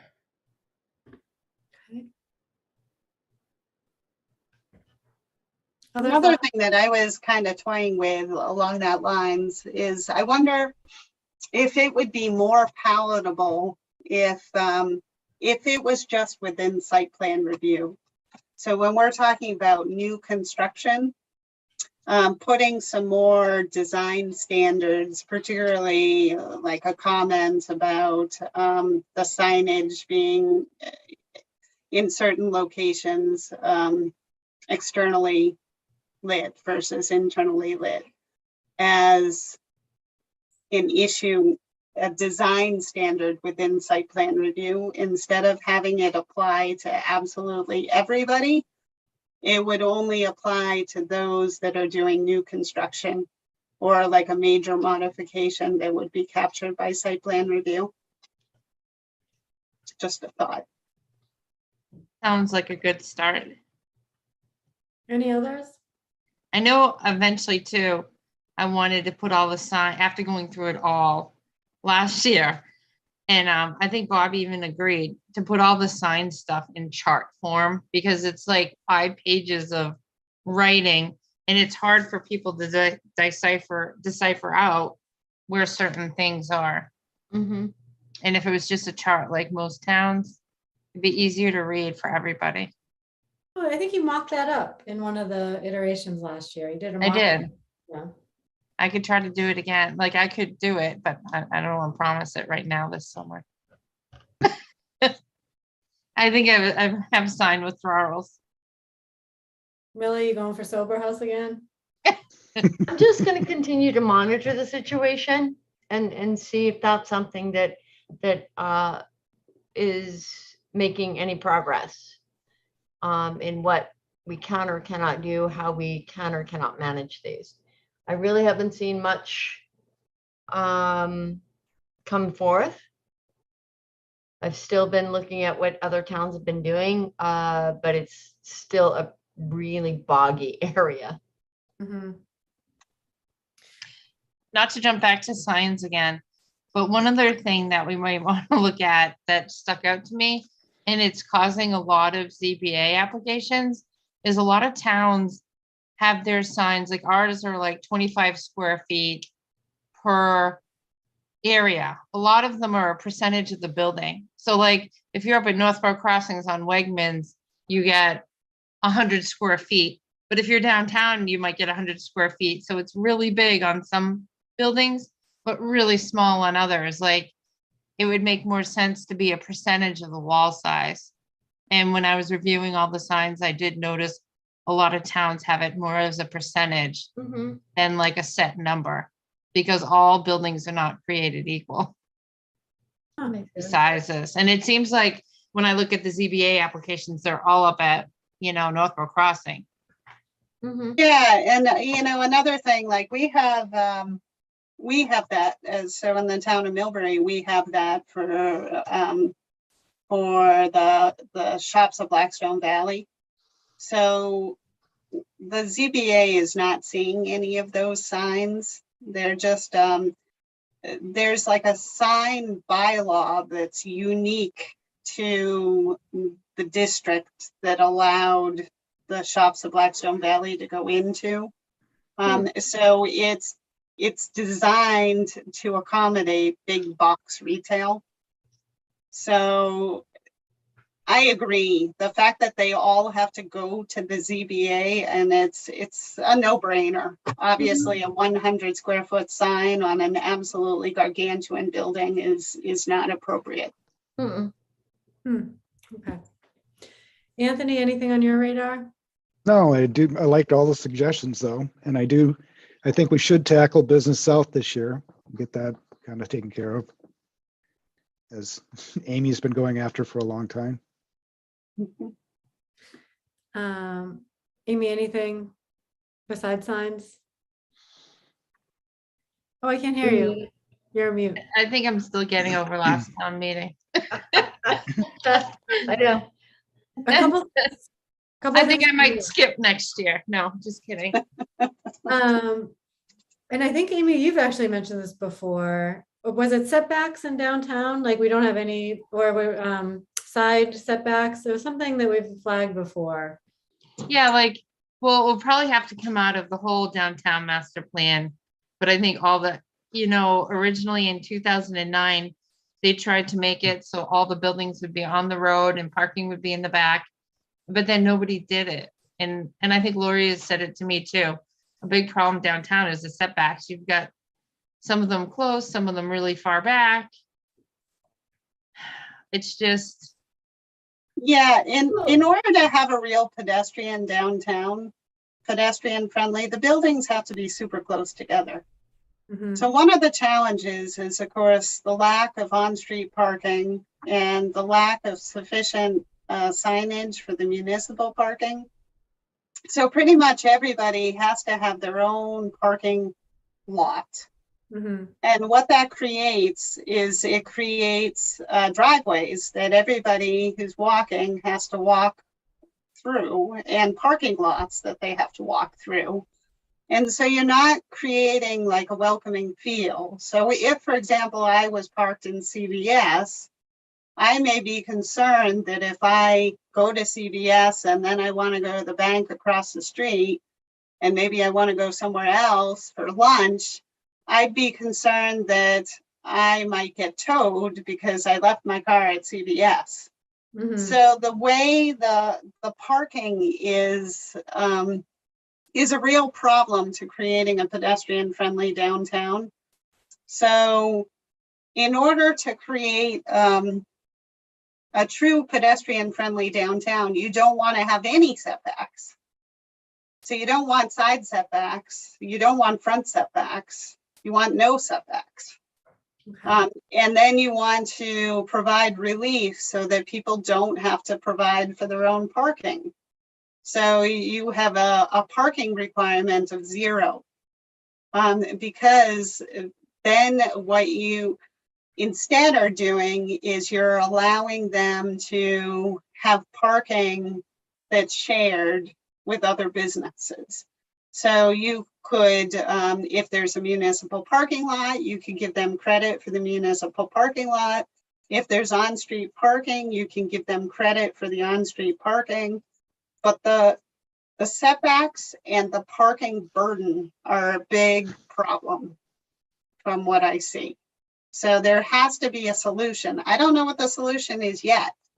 You know, I've been talking to the master plan implementation committee, certain members about the need to have on-street parking on the side streets. I know you're limited to Route 20. The state doesn't want parking on Route 20. But how about the side streets? But You I know, we feel could like have parking there. in other towns, with Route 20 going through, and I feel like Sturbridge is one of them, they've worked with the state to get parking on Route 20. I don't know if it's Sturbridge, I can't remember. And of course, they have a big tourism component, but it seems like it's not impossible to get to work with the state on parking on Route 20. Do you have any experience with that, or? Well, I do have experience with Sturbridge. Oh, okay. Certainly, I've been there a bunch of times, and absolutely, I parked on the street in Sturbridge on Route 20. I don't know, because of course I wasn't part of the whole reconfiguration of Route 20. From what I've been told is there used to be parking on Route 20, Mhm. and then they eliminated it. I don't know why that happened, but I don't think that that's good for the downtown. I think it's great for getting cars through Northborough Center as efficiently as possible. But in order to have a very successful downtown, you want to have congestion. Mhm. Congestion is the best thing for a downtown. So then when they're stuck at the stoplight, they're looking, oh, isn't that a cute shop? I'm going to go look there. I'm going to pull over. Oh, I'm going to have lunch at this cute little French restaurant. Okay, so maybe setbacks is more of a master plan piece to tackle. Is that what I know this is just a brainstorm, so you don't have to yay or nay anything, but the other thing is duplexes. Do we have the final design guidelines yet for duplexes? I'm looking at you, Amy, if you can't tell, but. Oh, probably next month. You know, we had an applicant today and one of our members was missing. She couldn't make it, so we bumped it till next month, but I'm pretty optimistic. We're going to be able to finalize them by next month, and we really overhauled them, and I'm really excited about them. So I don't know if this was in the design standards or if we actually needed as bylaws, but things that we never set before, I think, was roof height or like floor ratio, or maybe floor ratio is the wrong word. Like basically, we heard this at the last application we did on Hudson Street. Like there was no ratio to like keep it to a certain size. So you could just do what you wanted. And it sounded like if we actually had a ratio in place that the board was comfortable with, we wouldn't have to like go back and forth with the applicant, because it would be what made us happy already. So they didn't have to like try to readjust and go through all these hoops. Do you remember, does anyone on the board or Lori remember what that ratio was? I think if you want to do, so you and I had talked about this. So if you want to limit the size, there are a few different ways you can do that. You can do it, one is by the maximum height requirement. Another one is by the lot coverage requirement. And then you can do, usually the floor area ratio is for commercial industrial uses. So you don't see that very often with residential uses. You know, there could be an impervious lot coverage requirement. So there are a bunch of different ways that you can do it. But I think it would be better to do it in the zoning bylaws than in the design guidelines. Because the design guidelines have really no teeth. You know, it's the table that you have in the dimensional requirements. Mm-hmm. That is where you would address it. So it's on the page before the big chart.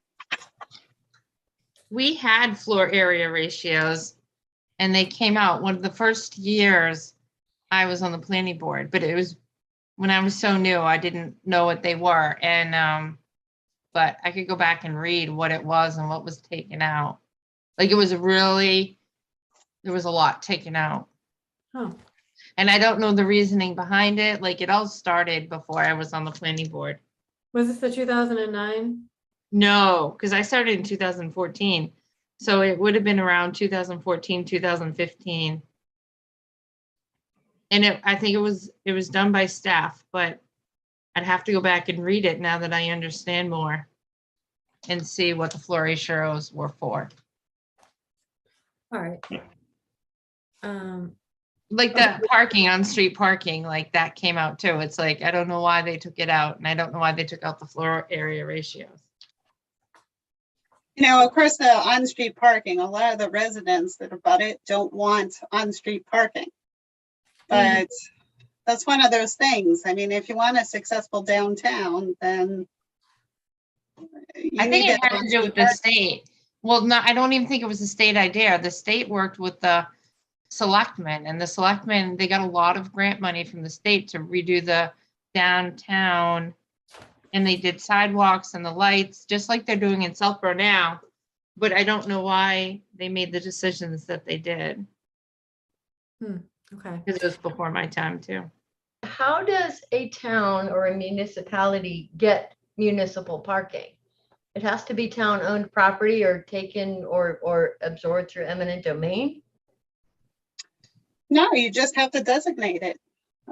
So, like, for example, there may be some streets that are too narrow to have on-street parking on both sides. So you might want to just have on-street parking on one side, and then it's just a matter of striping it. I guess I was thinking about a parking lot itself. How would downtown Northborough get a municipal parking lot? Yeah, so they'd have to buy the land. There is quite a bit of municipal parking in the downtown, but unless you are in the know, the vast majority of the people who are coming to downtown Northborough have no idea. Right. So, you know, signage, I've definitely.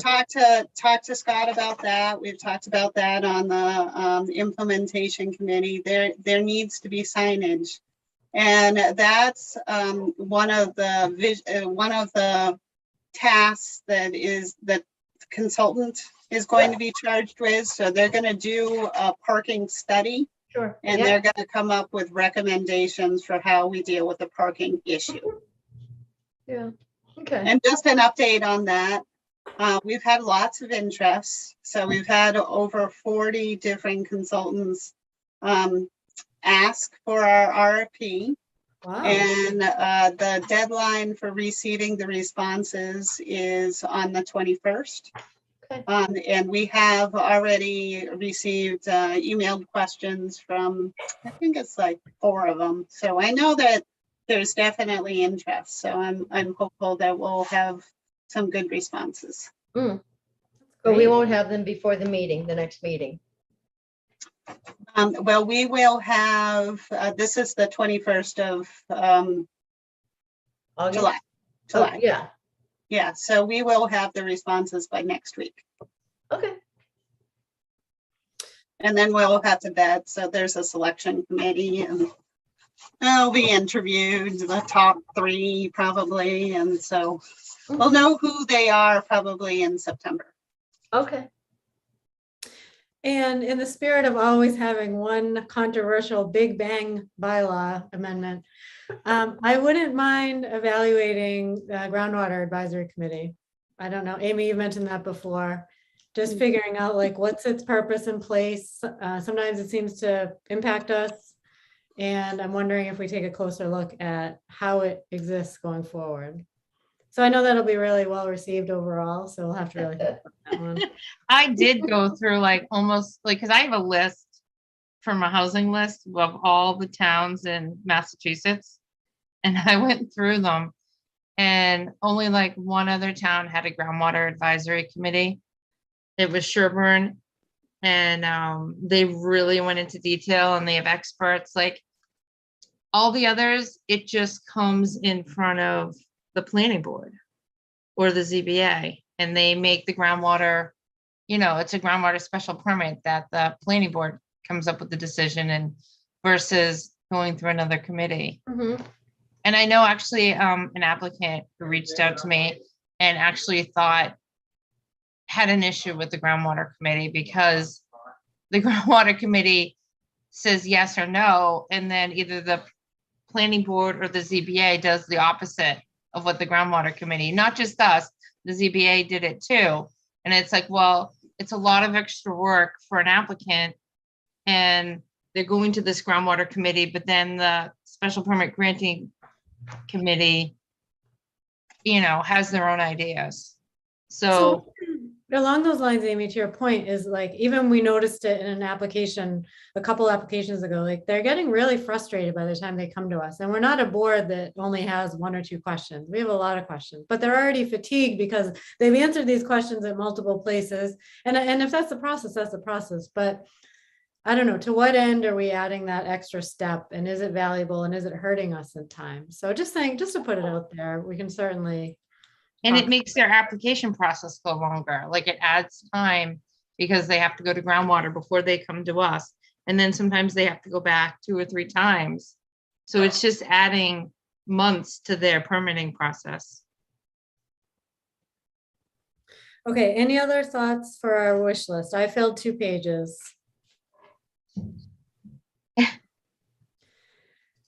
Okay, so next steps. Well, Lori, do you have a recommendation for the best way to approach? Because we've had our own little made up process over the last couple of years of then each board member sort of is the sponsor for it, and they bring forward, like they present it to the board and try to work through it. And sometimes we even draft it ourselves. What is is there a better process or a best practice? I can just tell you what I've always done in the past. I'm kind of a hands-on planner. So typically what has happened is I have a conversation with the planning board. We discuss the priorities for the year, and then I go ahead and draft them and present suggestions. And then we meet, and you either like them or you don't. We refine them. And then when we're pretty comfortable with the various recommendations amongst ourselves, then we advertise. So I would recommend doing the public hearing in January or February. So that way we have plenty of time to, probably January would be better, to make modifications before we have to submit to the Board of Selectmen for inclusion on the warrant.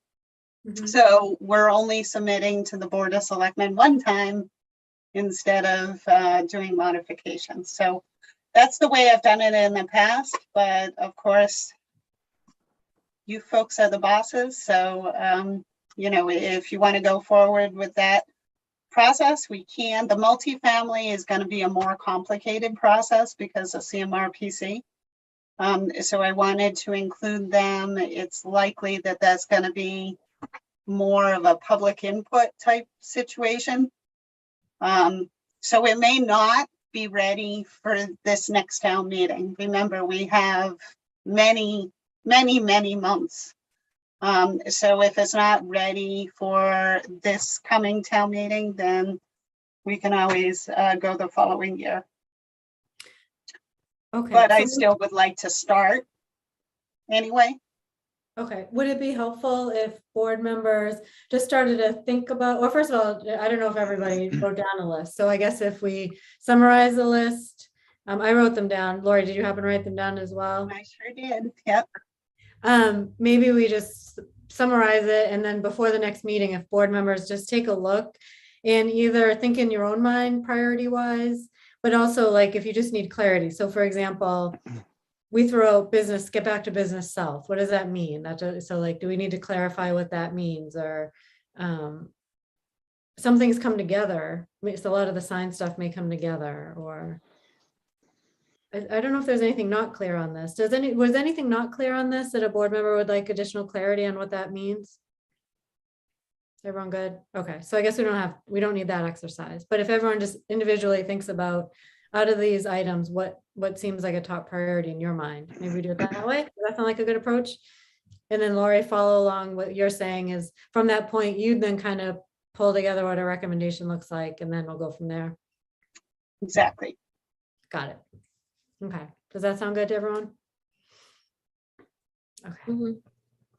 And then, of course, if something crosses your mind between now and then, we can obviously, there's still time to consider it. At some point, I'd really love to figure out what came in 2009, because it seems to be the crux of a lot of our issues as we unravel years later. And not for this year, but I don't know, it seems there was this mysterious huge overhaul that I don't believe it went through one by one. It was just presented at town meeting as a giant collection, and it was incumbent upon voters to read through it on their own time Right. rather than go through each one on the floor. So I just wonder what was in that. I have a Yeah, copy. I'm not surprised because, you know, oftentimes what happens with zoning bylaws is they were originally adopted in the 1950s, and then they were just kind of added on in an ad hoc fashion. And what ultimately resulted is kind of a mess. So you had every single bylaw had its different formatting, and then you have references to bylaws that no longer exist, and the page numbers are all mixed up. So often what communities do is they do a comprehensive rewrite. So as part of a like recodification. And then they try to address all of the other issues simultaneously. So it's usually a very lengthy process that occurs with the assistance of the consultants. And I imagine, based on the timing, that it had to do with the last master plan. So probably what they were trying to do is make the zoning bylaw coincide with what the recommendations were in the master plan at that time. Yeah, what they did was they did the master plan first, and then they did a community development plan in 2003, 2004. Then they did the bylaw update in 2009. But there were some really great things, I thought, at least in the community development plan, that didn't get into the new zoning. So, and we're still looking at them today. You know, now we're saying, oh, we should do this. And it's like, it said that in 2003. But here we are. But I think this will be great. All right. So we did our minutes. We've talked a lot about master plan tonight. Any other comments about master plan? Next meeting looks like July 21st. Anything else from that committee? Amy or Millie or Laura even? Okay. Oh, well, you just mentioned the whole RFP process, so that sounds great. Oh, sorry. Oh, no, that's the dog. That's the dog. I thought that was Anthony whimpering over there.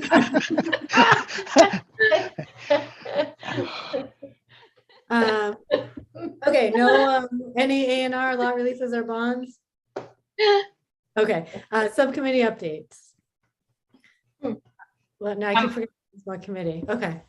I had design review today, and we had 180 Barefoot Road, and they came forth, but it was very informational. They just wanted to see what we were looking for because they hadn't been before design review before. So they're really just looking for our input, and they'll be back again next month.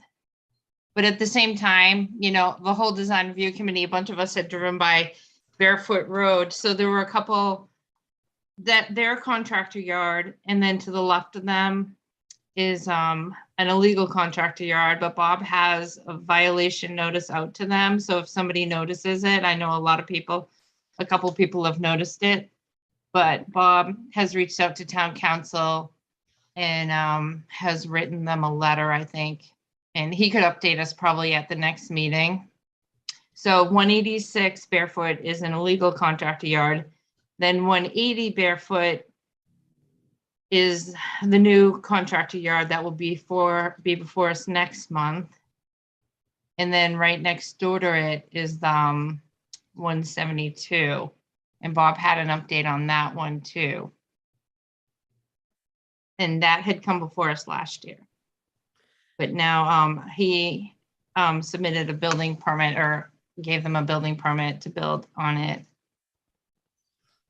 So I had sent a note on that earlier, and maybe it's something we need to put on our agenda because I'm not clear on why they're building without a permit, so I would want to further investigate. And Lori, I wonder for next meeting, if, well, I know Bob's not here, so I don't know how much, I mean, how much light can be shed on it, but if we can put it on the agenda and Bob could actually, well, he usually does come, I suppose, so, but just to let him know that we're curious about what's going on there and Sure, I will ask Bob to give you folks a report.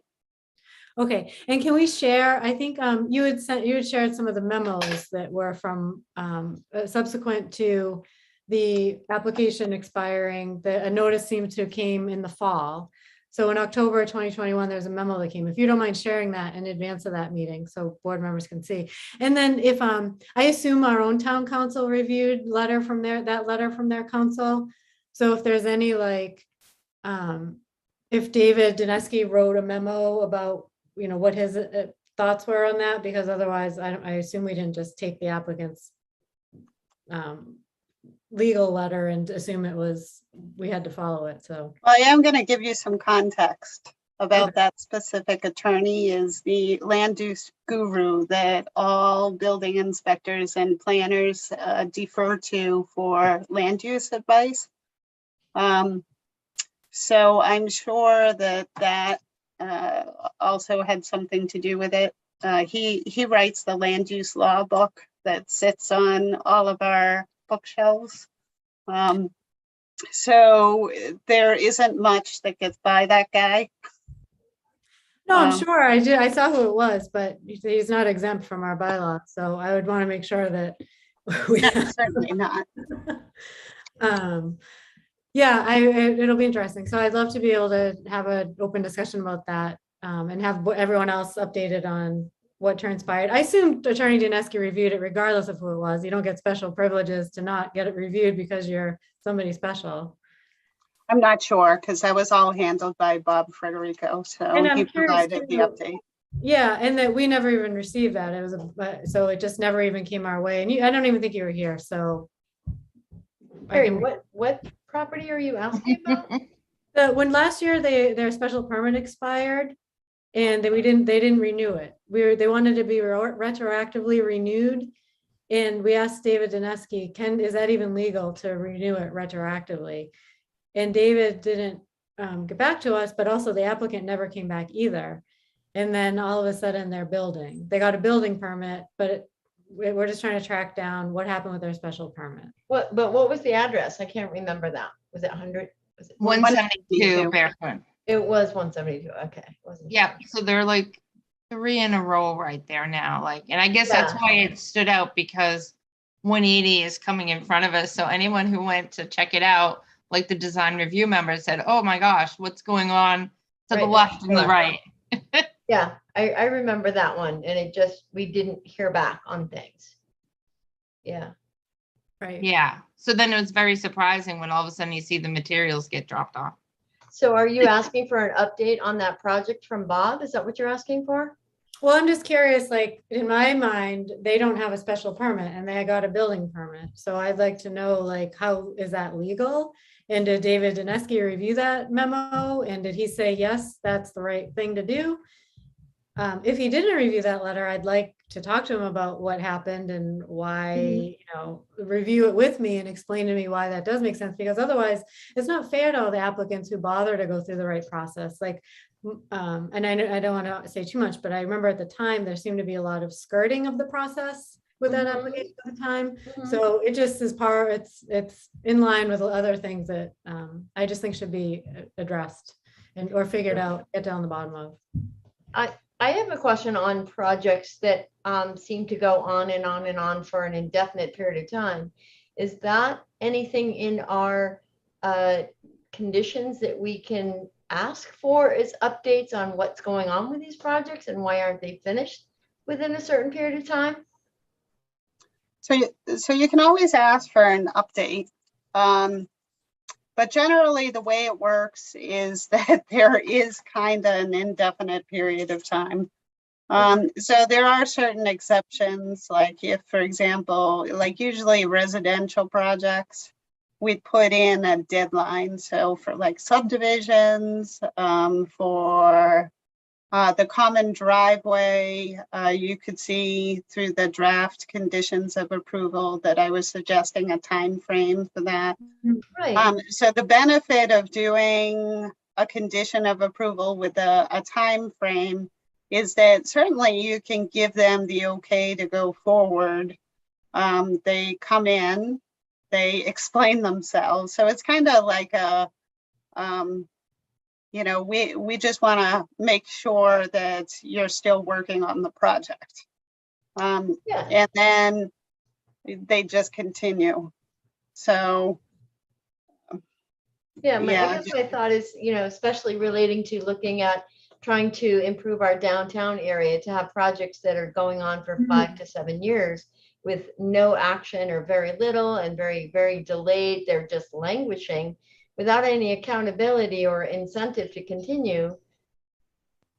That's a real negative for a downtown. So I'm just looking to see if there's a way that we can eventually begin to say, within certain districts, these are the timeframes that we would like to see projects meet. See, the great thing about doing that with subdivisions is because if they fall down on the job, then you can use that failure to meet the deadline to take the performance guarantee and then hire a firm to complete the project. Yeah. But that doesn't happen on, you know, building permit projects. So the town isn't going to step in and finish the job if the applicant falls down on it. So I don't really know, like, I just didn't what know we if there could was a, do to enforce that. You know, I didn't know it's if there- really, it's much easier for us to stop somebody from doing something than it is for us to get them to do something. I didn't know if there's a way of like, you know, with road completions, you put in a bond, you put in a certain amount of money that this will then be completed within a certain time. If it's not, then it's, you know, then we do it. But it's just, it's difficult to see in the center of your town when there are things that are just being, you know, underutilized. No, I totally hear you. It is frustrating. And I've even had circumstances where I have, so there was a site plan review and they pretty much completed everything. They were interested in getting an occupancy permit, but there were a couple of Mickey Mouse issues that they did not complete. So one was that they were supposed to put a guardrail up against the building that they hadn't done to separate the parking from the building. And then another one had to do with the curbing. They put in the wrong curbing. So the agreement was reached. Fine, you can get a temporary occupancy permit, but you have to give us $10,000 as a performance guarantee. So it was way over the cost of the project. And here it is, I think it's 15 years later, and we still hold their $10,000. They never did it. Oh my God. So even in circumstances like that, it still doesn't work. They've been occupying their building all this time. Couldn't you take that 10,000 and basically have it done? No, because then we'd be trespassing on private property. So that's the problem. So, and they're such a wealthy company, $10,000 is nothing to them. So it still sits in an account. And then just to close on that, in terms of process, so our next Yeah. meeting is until August 16th. Is there any sort of like weird timeline where if the planning board opted to take action that like where we have to be within 30 days of anything, or there's no, like at this point, there's no, Take action on, like if I, or even if I as a resident felt like they were building without a permit and I filed a complaint, then the ZBA has to hear the case or something of that effect, like, but that's from the point of complaint, not the point, like, there's no time limit now of. I'm thinking of open meeting law, like, once you're aware of something, you have 30 days to file a complaint. I think that's just open meeting law. Yeah, so what you want to do is you want to appeal the issuance of the building permit. Is that what you're saying? I don't know if I want to do that at all. I'm just wondering process wise, if we don't meet again until August 16th, I just want to make sure that there's no like time limit. Because I don't, yeah. I'm not exactly sure, but I can check on that. Okay. The appeal authority is definitely the ZBA for anything that the building inspector does. So, Right. Okay. I can, well, I'm sure Paul knows too, so, okay. We are actually on subcommittee updates, so then I will ask, anything else on design review? No, we just hope to finish up the 2 family guidelines probably next month. Okay. That's it. Bill, anything on open space? No, we had our last meeting a couple months ago. Still looking at the aqueduct and doing the walkway over the top of it and what that would entail. Okay. Millie, anything on CPC?